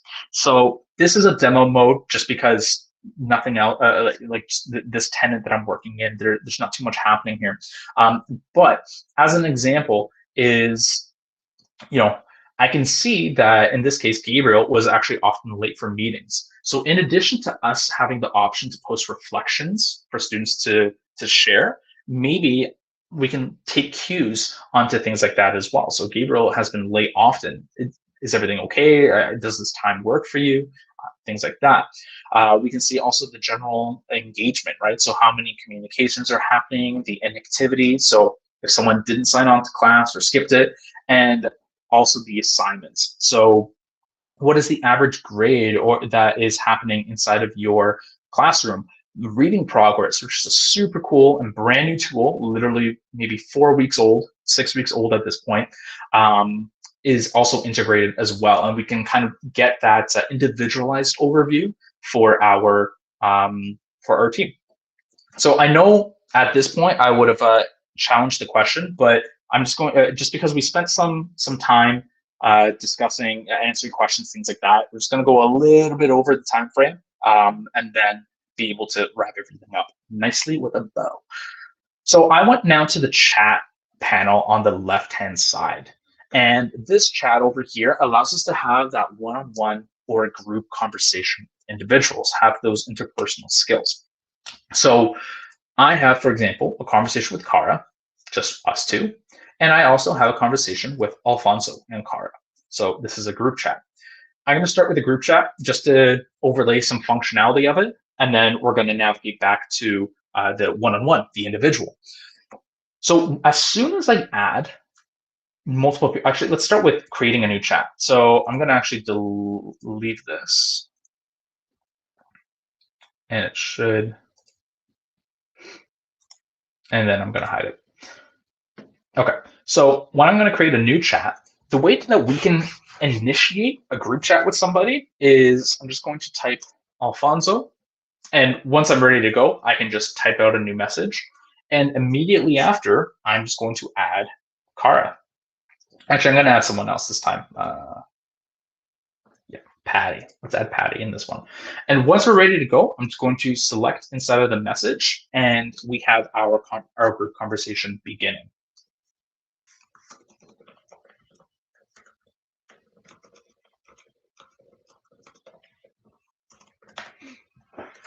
Cool. So once I initiate and send that first message, it's begun. The group chat has been activated, and now we have this chat. I can observe a pen or pencil at the top beside the names, which only appears since you have multiple people inside of a chat, which means I can name this group.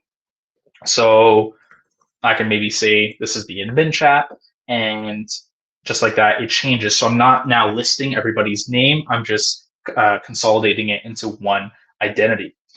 If I wanted to add more people into this chat, in the top right, there is this plus icon, and the number indicates how many people currently belong in here. So when I select that, I can observe who is currently in here, and then I can add somebody new. So maybe I do now want to add Cara, right? I can add Cara in here, and then I have an option to include or to not include any chat history. They're just starting fresh. To include how many days I want them to look at, or just include all of the chat history that ever existed. And once I'm content with that, I can add, and just like that, it will now notify everybody in this chat who was added and which selection that you toggled, right? We can have the same options in terms of the bottom pane if we wanted to customize it, make a post, change the fonts, things like that. I can go into the files and see any specific files I uploaded, but let's actually talk about this in the personal one-on-one with Cara. So I shared a file, accessibility features. It appears like this, right? And when I share a file, it shows what's been shared, and I still have the option with the ellipsis to open it directly. I can go into the files to see what I've already shared and maybe share something new, right? So there's multiple ways to do this. I can either go to the message pane on the bottom, click this attach paperclip and select from either uploading on my computer or from my OneDrive, right? Because the reason why we talked about OneDrive in the beginning too is that when you post an item in a class or a team, that file sits in SharePoint. It is the organization's file. When you have this one-on-one chat with people, these are still stored in your OneDrive. They don't actually migrate to SharePoint yet. These are still your files that you're just sharing out. You're as if you shared from OneDrive. So it still sits, it still lives and rests inside of your OneDrive bucket inside of these one-on-one chats. So when I go into File, I'm going to click the Share. I'm going to click OneDrive, and it will pull the OneDrive that I currently have in my organization, and let's upload this QPAT OneDrive or folder, sorry. So I've shared it, super cool. I'm gonna go ahead and see that. And then right from here, I can now upload it. If Kara was online as well, we would see that live editing and collaboration happen. But in the meantime, I'm just going to make an edit here. School is a great example for immersive reader. And now I should be able to make that. It automatically updated the folder in my OneDrive. So I left it open initially just to kind of prepare for this and showcase that any changes we make through our file that we shared inside of Teams, we can observe that because it is the same file that we shared inside of our OneDrive. All right, so I'm going to provide some time. We're just about 5 minutes past. That's okay, not an issue. But let's try to practice on managing a channel, right? So any channel that you might have created from our previous part, then you can manage it, delete it, anything like that. And if you're feeling inclined, start a one-on-one and upload a document that you created from OneDrive or create a new one. And yeah, I'll leave this moment as well. For anyone that has questions, if you're watching the recording, you can just skip ahead to 5 minutes or be able to take a bit of a break at any time.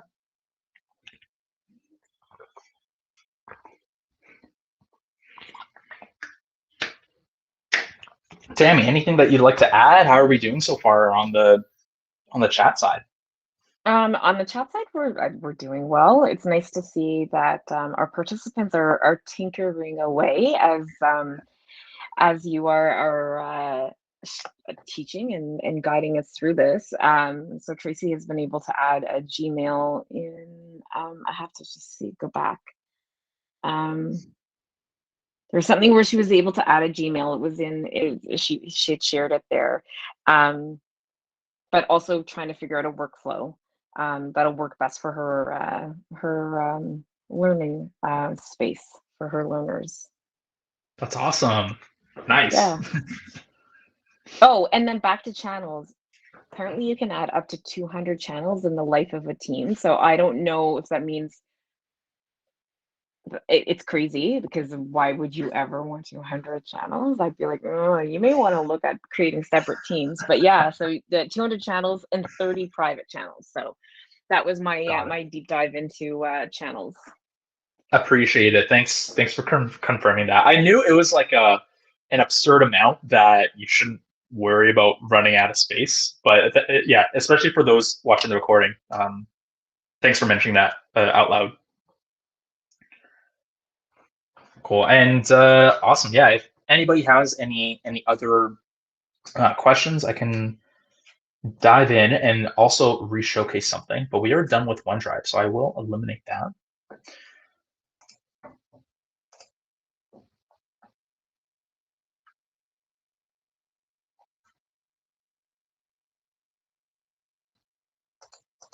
We do have a question from 2010 Cross Tour.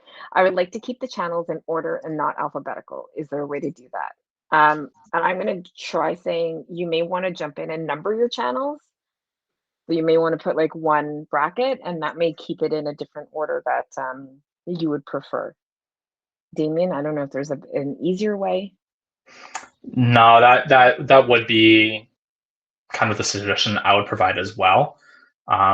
if you are trying to order that, numbers would probably be the best there.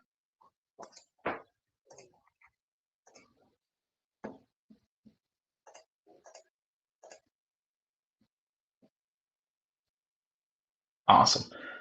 Okay, let me see if I can play around with some of these. Not the team. This channel. But I love the engagement that we're having and the collaboration for some individuals, because at the end of the day, all of you are professionals in your own realm, and some of you may have the answers that others don't. I might not have all the answers sometimes too. So I love the collaboration here and really trying to help each other out. It's sincere to see, and I love whenever we're in a session like that. So amazing.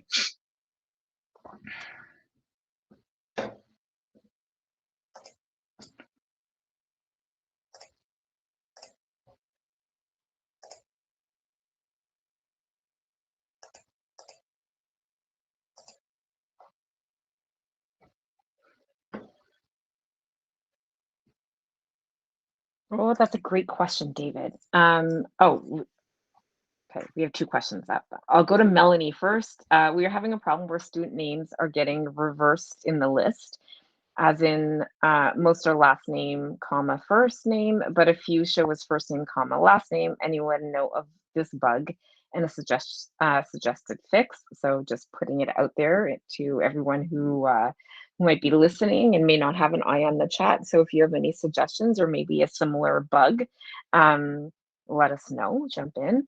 And then David asks, is there a way to keep a team, example, Sec1 Music from last year, and change the members with new students from this year? And if so, is there a previous conversation, a way that previous conversations could be hidden? So I guess the question would be, can you copy it? Like, can you archive a channel or archive a team and then like revive it?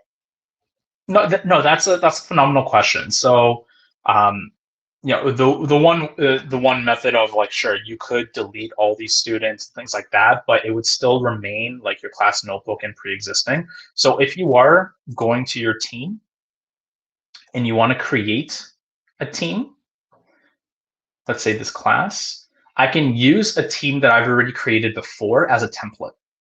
And so from there, if I've went ahead and as you mentioned, right, you might have created something that looks great, but you just don't want the pre-populated student and material, I can just go ahead, copy that template, and then you have your class for this year. Awesome. That's a work smart, not hard option. David, well done. Good question. Thanks. Absolutely. Absolutely.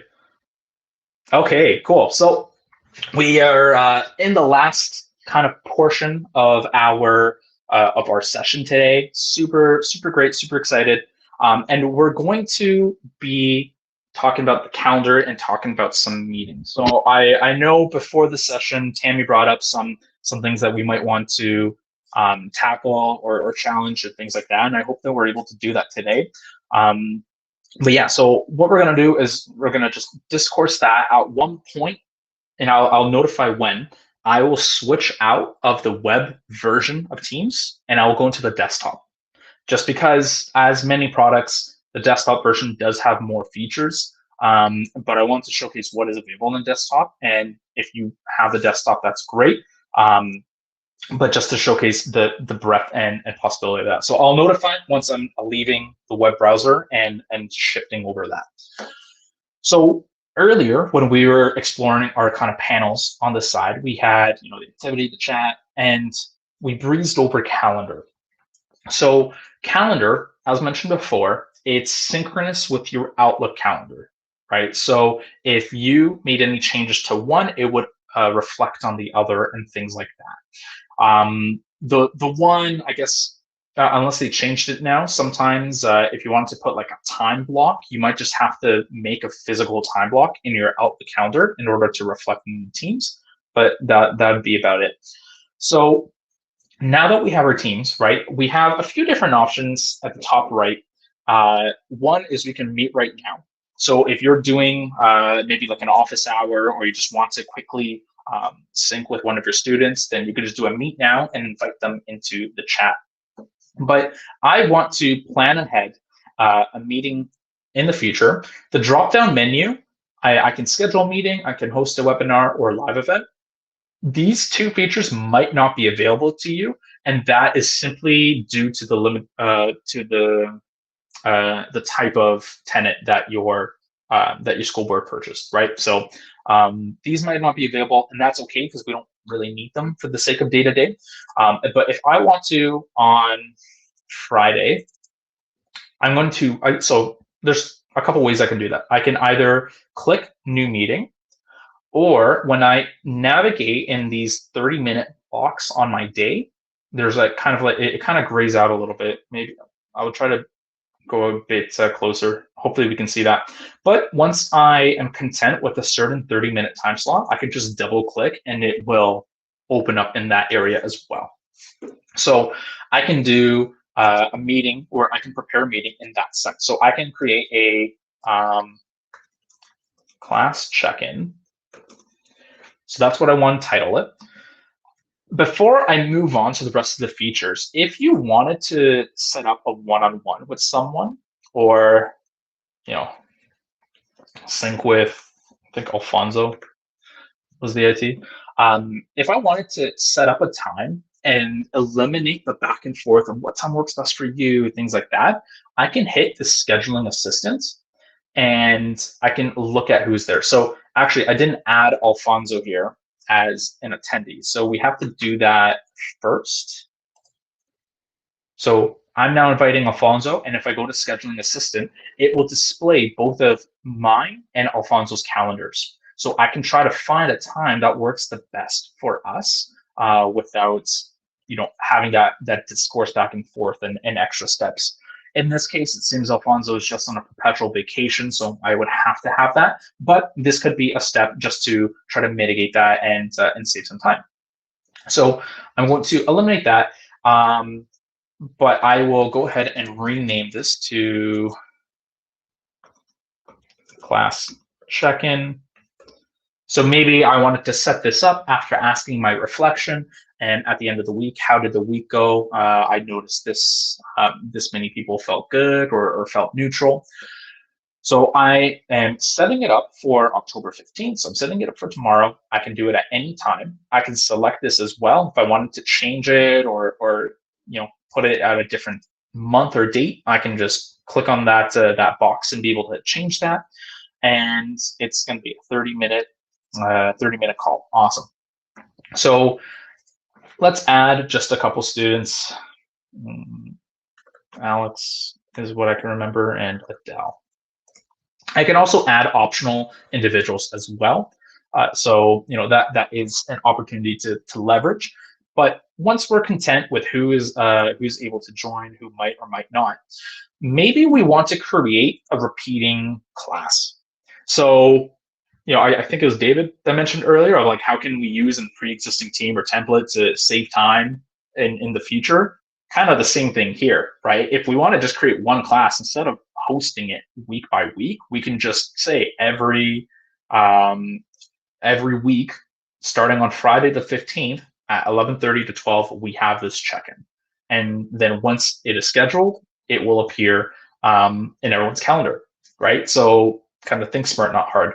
The only reason I would advise to potentially not do that, and that completely depends on you, on your preference and your idea of how that you want to run your class, is that certain features aren't currently available for repeating meetings. I'll mention what I mean by that in a moment. So for this scenario, for this scenario, I will do a weekly, and I can also add this to a specific channel. So if this option is available, we can go ahead and invite a certain channel into it and then be able to do that. So again, moving back to if we created a channel for a group of students or a group presentation, and that group wants some extra time with you, then we can just create this meeting, select that group, and only that group will be notified of this meeting that we prepared. So being able to start integrating a little bit with the classrooms that we made. And then location, if it's in person, you can add the location in your school or library or anything like that. Otherwise, it would be hosted on like every meeting that you create in Teams will have a Teams link. So not to fret if you don't see that option to include it, it will always be here. Okay, and lastly, at the top, we can require registration if it's something a little bit more formal. We can also select response options. So if I want to know whether a student has seen it and let me know that they're attending, I would like to request that response as well. So just almost kind of like the read receipt, but through a Teams meeting. All right, once I'm ready to go, I'm going to click send. My class check-in is here. And if I go to next week, my class check-in at the exact same time. So it is now persistent. And if I didn't want that anymore, I can cancel either the entire, either the entire series or just the specific occurrence. So if it happened to be like a long weekend or anything like that, we could just delete this one or the entire series once we're content with that. Cool. Now, once I created this meeting, I would advise to go into the meeting options.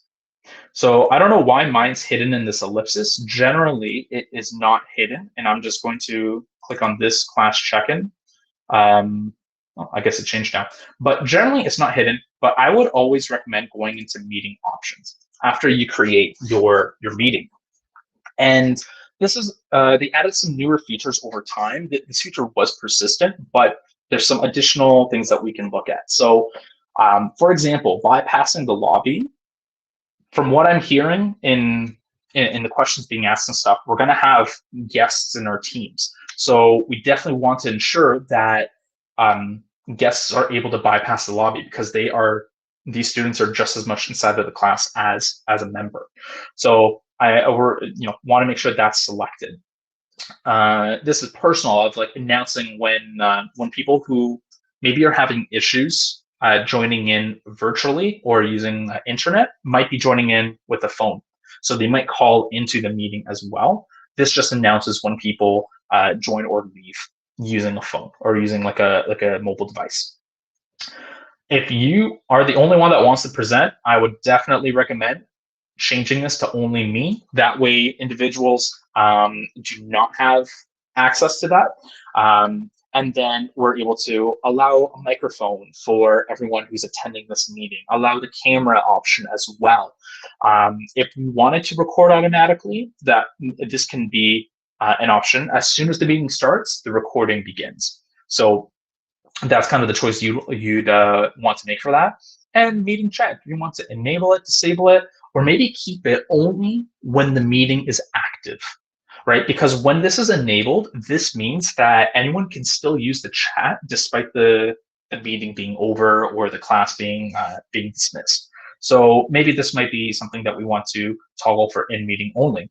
And once we're content, we can go ahead and save that. And now that specific meeting has those options configured. Okay, so I did bring up before I switch over to desktop, I brought up that there are some features that you might not see when you create a recurring meeting, right? But so far I can see the attendance right over here. So whoever ends up joining my class, I can just get a broad view over the actual attendance list. But and this is still just there. It's gonna get rolled out to all these options, but as of right now, having this downloadable attendance and a transcript. So if you have a transcript, it will show up right beside the attendance as well. I just clicked the plus by accident. That will show up over here beside the attendance. So some of these features might not be available by creating recurring meetings or posting them into specific channels. So just a heads up or something to play around with when we have some time in a moment. All right, so I'm going to now switch over. Yep. I'm sorry. I was like, take a breath, Damien. I just wanted to jump in for a second.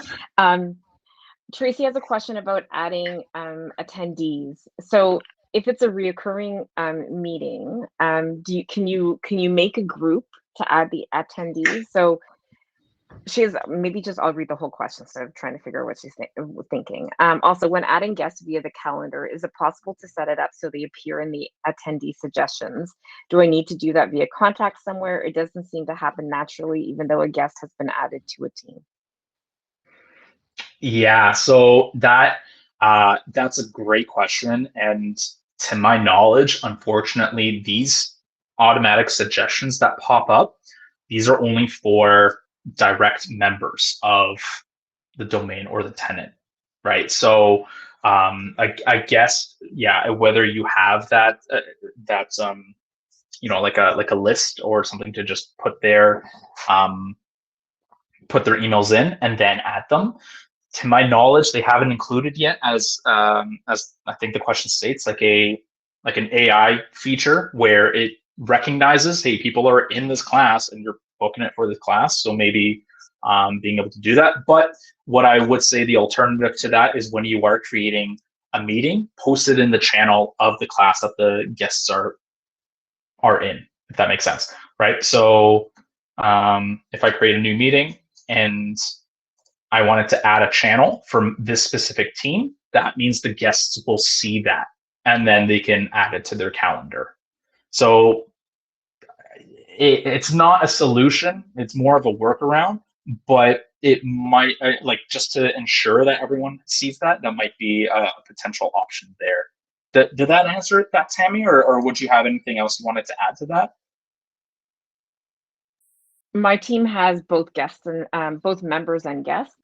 And when I schedule reoccurring, I don't add them individually. It just pops into their office portal calendar that way as well. Awesome. Okay. And so far, it's working. So it was helpful to make this a repeatable function then? Okay. So then there's that option as well. That's thanks for that.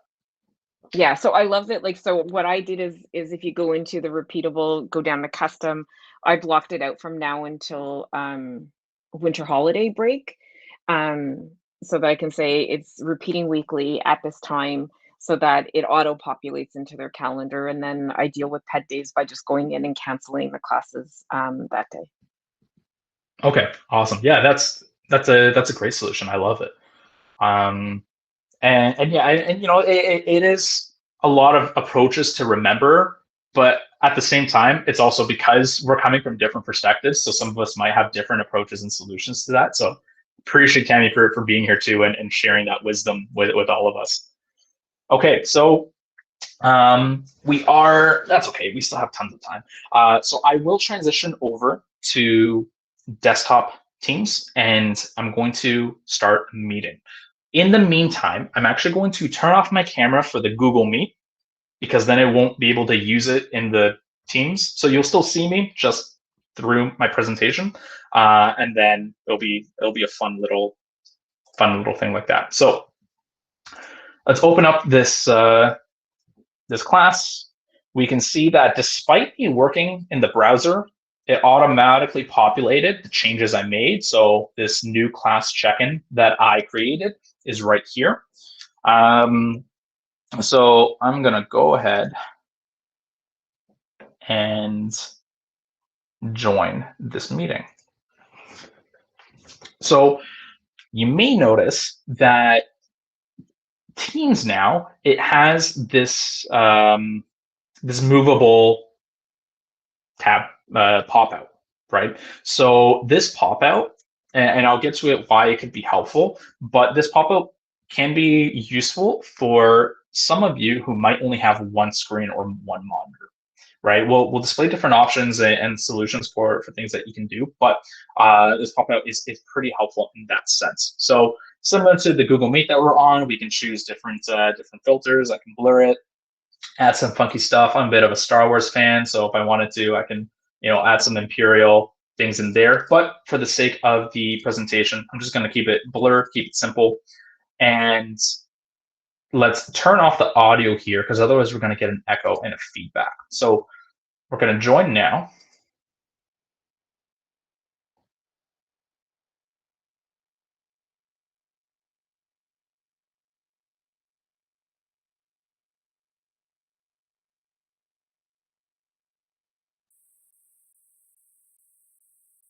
So Damien looks a little lost. We see you. I'm not sure that you can see us. Did he just keep himself? But we could not hear you because you turned your audio off. Well, it automatically turned off. Yeah, so I just gonna have to troubleshoot that in a minute. But essentially, what I'm hoping to achieve here, right? And this is new just because using the Google Meet is the actually, let's do something. Let me try to load this new one in for the first time and see how that works out. One of the features that I can tell you that I've really enjoyed about Teams is that if you do turn off your camera and hover over, like turn the camera back on when you're in a Teams meeting, it gives you a preview. So you can, like just make sure that maybe your background, or I don't know, like I put up and take down my hair throughout the day. So it's something you can like preview what your audience will see before you turn your camera on, which is a really lovely feature in Teams. Yeah, absolutely. I love it. And I figured it out. So thanks for that little added bit, Tammy. Appreciate it. So we're inside of our Teams now, right? We have the movable pop-out menu, and that's totally okay. So, when it comes to best practices, right, inside of a Teams meeting and when we're using it, we can go ahead and show our participant tab, so we can see who's actually inside of this tab, who's active inside of this meeting and being in here. This tab will remain consistent as long as you leave it, right? So what I mean by that is, as soon as I go to the chat, or if I wanted to show a conversation, the participant tab leaves, right? Because it gets filled in with the actual chat functionality. So it doesn't actually leave as like a side menu. It just essentially reorients or changes based off what it is that you're observing. And another tip is, when you are in a meeting, and let's say you might notice your video slowing down or anything like that, when you have multiple individuals, you can actually turn off their incoming video. So because I don't have anybody else in here, I can't demonstrate that, but what I'd be able to do is hit the ellipsis beside, and then, oh no, sorry, actually, it would be in the ellipsis at the top. So you can turn off incoming video. Because I have no video incoming, it's not there, but that option is available if you wanted to try to preserve some bandwidth or anything like that. Now, breakout rooms are here. I'm going to leave that for Alex's session later for anyone that will be joining her or watching the recording later, which is super fun. But one of the things I wanted to point out is when we are talking about still our participant tab, if we are making that recurring meeting and the attendance tab isn't showing up in the overview, we can also download the attendance list from here. So by going to the participant tab, hitting the ellipsis, I can download the attendance list as well. So a couple different ways that we can incorporate that. Now, lastly, I have no idea how this is going to work. I think it's going to work if I share my share. But if you are looking to share your screen, it would be this toggle right here beside the leave button. So I would click that share screen, and if there is anything in your presentation that requires audio, right? So whether it's immersive reader, whether it's an actual YouTube video or anything like that, then we would want to ensure that we toggle include computer sound. I currently can't, just because I'm inceptioning this this meeting right now, but we would include that that audio and desktop sound in order to then be able to have that available for everybody else. But one of the biggest new things that we can see is the different presenter modes for our students. So, or for us as a presenter, right? And towards our students. So I can present using the content only, as traditionally it might be, right? We just have the PowerPoint up there, and that's kind of it. We can do a standout, right? And I'll try to demonstrate that in just a second. So I can select that. And what that means is basically you're almost like a newscaster, right? Like your background is blurred, but you're in front of the presentation content. We could do a side by side. So it's very nice, especially if perhaps there's an interpreter or someone in the class, or if you want to spotlight and pin them, to have the content and an interpreter additionally, or just yourself. And then, and then we have the recorder function here. But let's go ahead and present live. I'm going to choose a deck from my OneDrive.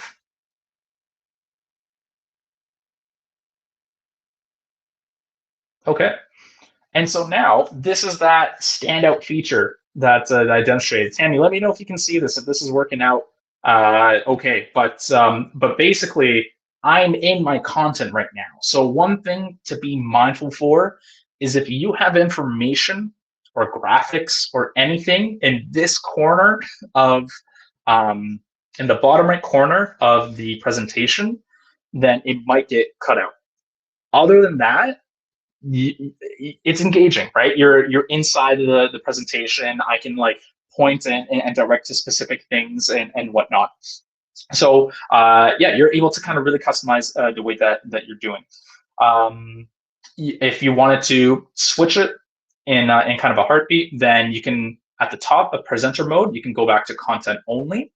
And then lastly, when we're presenting live, we have the option to toggle whether participants can move ahead of the presentation deck without you being there, right? So I might want to change this so that students only stay with the slides that I'm on and they remain with the class. Or if we know a student is just a better visual learner and they want to skim through and then listen to how you teach the content, then they're able to do that as well. So I'm going to stop presenting. It's going to end the presentation for everybody. And maybe I wanted to do a side-by-side and then be able to do that as well. But as a best practice, when maybe we want to see your students when we're presenting, right? If you have two monitors, it's pretty easy because of the pop-out menu, right? So all you need to do is shift over the pop-out menu to your next monitor and then open up your students as you're presenting, right? So you have that opportunity. If you only have one monitor, it's still possible. It's a little bit tricky, but what I would recommend is just sharing a specific window. So you can select this, choose the tab that or the window application that you want to do. So if you only want to show your PowerPoint presentation, for example, then you can just do that. Or I want to showcase just, oops. I wanted to showcase just this, and then now I'm able to, you can't see it on your end, it seems, but I get my own pop-out menu that demonstrates my side-by-side and that I'm sharing the tab. So that's kind of another way that we're able to incorporate that. So it is possible with one monitor and with two monitors, but it just takes a little bit of learning and time.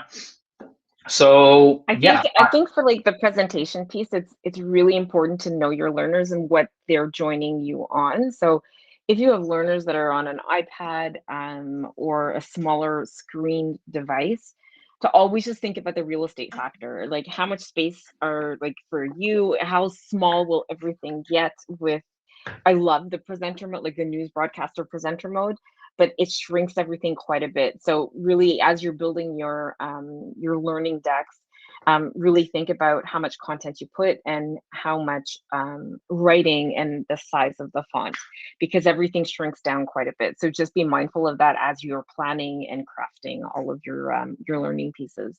Because I know for some of my students, I can see them leaning into the screen, trying to see what's on the screen, and that's not the learning platform. So just be mindful of kind of just understand where your learners are coming from. Maybe they're joining from a phone, so that may not always be the most ideal, and just choosing when you want a big screen and when you want to be in it, because the engagement piece of being in it is huge. But yeah, my 2 cents.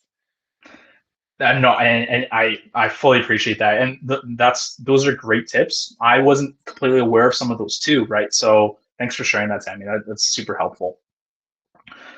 Okay, so with that being said, this is kind of the we can kind of practice ahead what we just used. So we can dedicate some minutes now and just try out creating a meeting or series of events and anything like that, and try.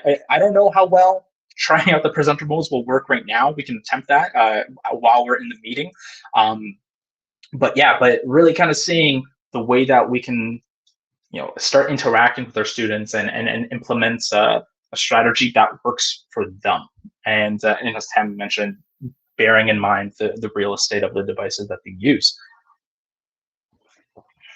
Can we review, rewind? Lynn would like to see how to get into the presenter mode. Yeah, again. absolutely. Thanks. Okay, I'm gonna turn off my video again just to showcase that.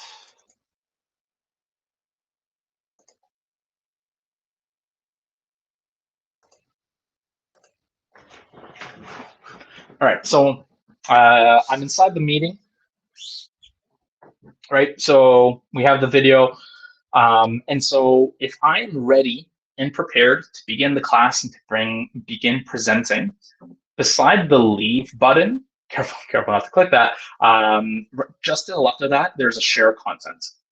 This might, depending on the version of Teams that you're using, you might have to, if you're using the web version and you don't have the desktop, the presenter modes aren't available as of right now, at least. But in order to share content in a web version, you might just have to move your cursor, and then a bar will appear and you can share from there. But yeah, so you'd be able to share that content, click that, and then if you wanted to include the computer sound, then you have it, and then presenter mode is just right there. So you can actually change the background a little bit too. And what this background basically means is if you're opting for like a side-by-side view, right? So if you have the presentation on the one side and then you on the other, there still needs to be a background behind that, right? Because you're not taking up the full screen space. So this is just a way to customize what that would look like behind you and maybe make it more or less engaging or standard, things like that. So just what those backgrounds mean. They are different from your virtual background that you might be using already at the moment. And then, yeah, all you need to do is select kind of, if you're either selecting like a screen share or anything like that, then you just select either the tab or the screen. But if you want to present live and implement some of those modes, then toggle which mode you want, whether it's like the standout, for example. And then if your presentation is up here, you can just select it as recently used or browse your OneDrive / upload from your computer or just open it from your computer. Yeah, so hopefully that helps out a little bit. Yes, thank you, Lynn says thank you. I'm just going to reach back up. Tracy had a question from our last section saying, I shared a file made in a group with a class. It does not appear in the class files. I refreshed. Does it only send a link to participants and not appear in the files? In other words, how does it share? So just to understand, I want to check if I understand that correctly. Inside of a channel, like a group channel, we posted a file, but then it's not appearing in the files tab of that channel.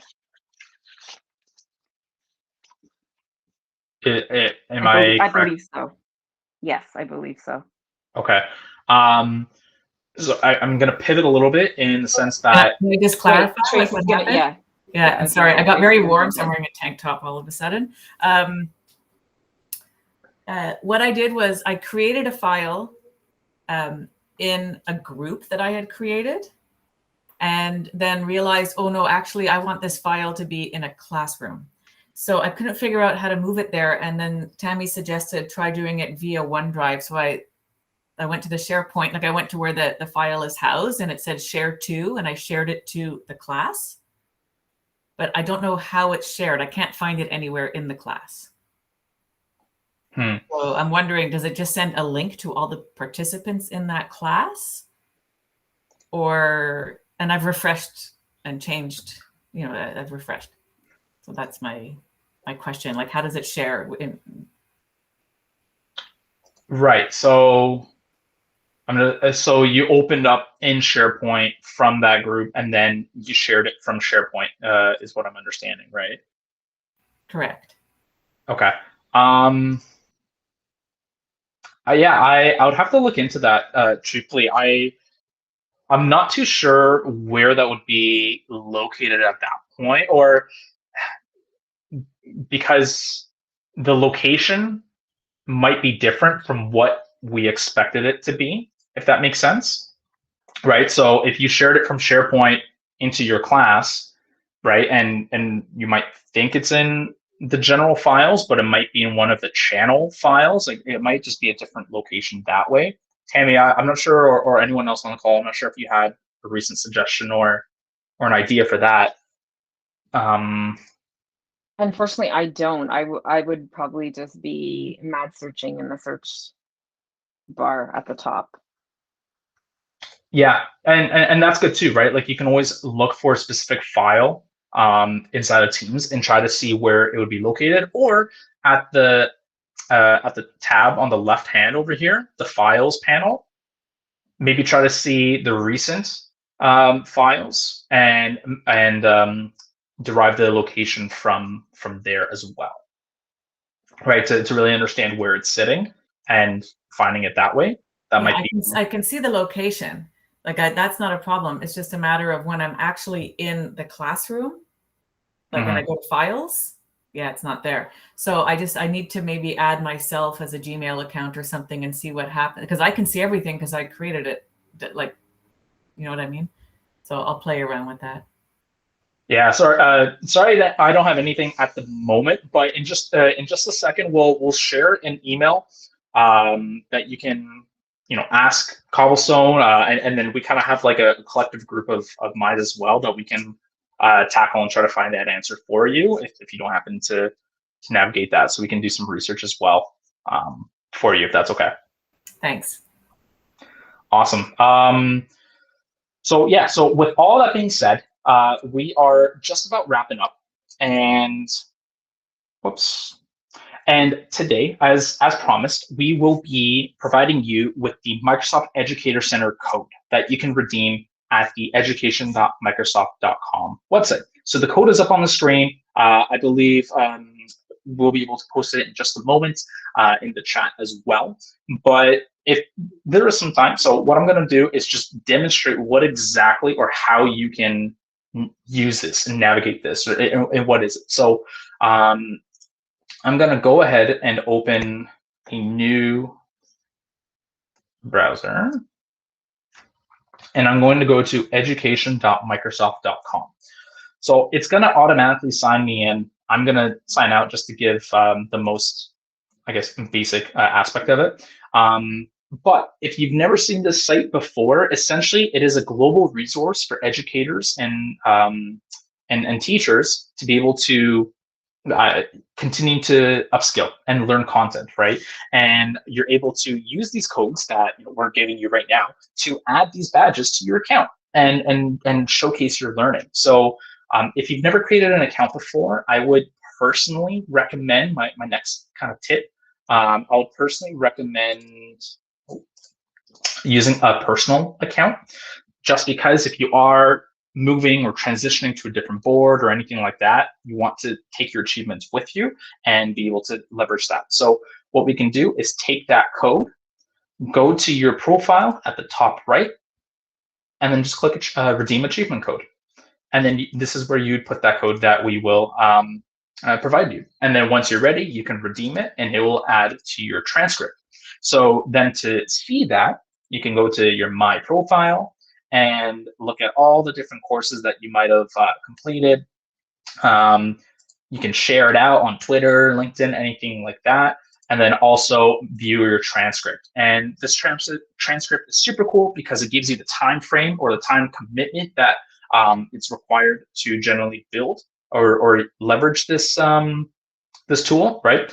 And just like that, it'll give you a description of all the training that you've done and the recognition that you deserve. So that's kind of the big hoot with Microsoft Educator Center. It's great to be able to get all these new resources, lesson plans, and things like that, and how you can leverage and utilize this code. And lastly, just a really big thank you. I know we have a minute left, but I really appreciate all of you being on here, chatting with us. Thank you to to Tammy for giving tips, and everybody else that was sharing and helping each other out. So really appreciate it. We'd really love and appreciate if you can give us some feedback on this presentation. How did you like it? How did it go? Flow, pace, things like that. Timing work for you. So we'll post that feedback link over there. And that email that I mentioned, the help@cobblestonecollective.ca. If you require continued support or some of these questions that we couldn't exactly get to or answer in the moment, we have a bigger group of individuals who are ready to help you. So definitely send us an email, and we'd love to be able to help you out as much as possible. So with that being said, if you're watching the recording, this is it. We have right at 11:30. If you need to head out, that's fine. But I can definitely stay around a little bit as well, just to answer any questions. So thank you everyone for joining us. And Tammy, any last words? Yeah. No, I was just going to say a huge thank you to everyone here. I love the collaboration from everyone and everyone jumping in and troubleshooting as well. For those of you coming back this afternoon, you'll see me again, but we will have Alex with us for this afternoon's engagement piece. So say your goodbyes and send your love to Damien. Thank him for the lovely morning of learning. And yeah, I will soon close the recording. So if some of you are camera shy or have questions that you want to ask outside of the recording, make sure to do that. And Jen, oh, good question. Let me see if I can sign you up. But I think you'd have to go back to the QPAT page. Let me check, okay? Okay, thanks, Nina. Yes, go run and get your charger, and let's hope Montreal traffic is on your side.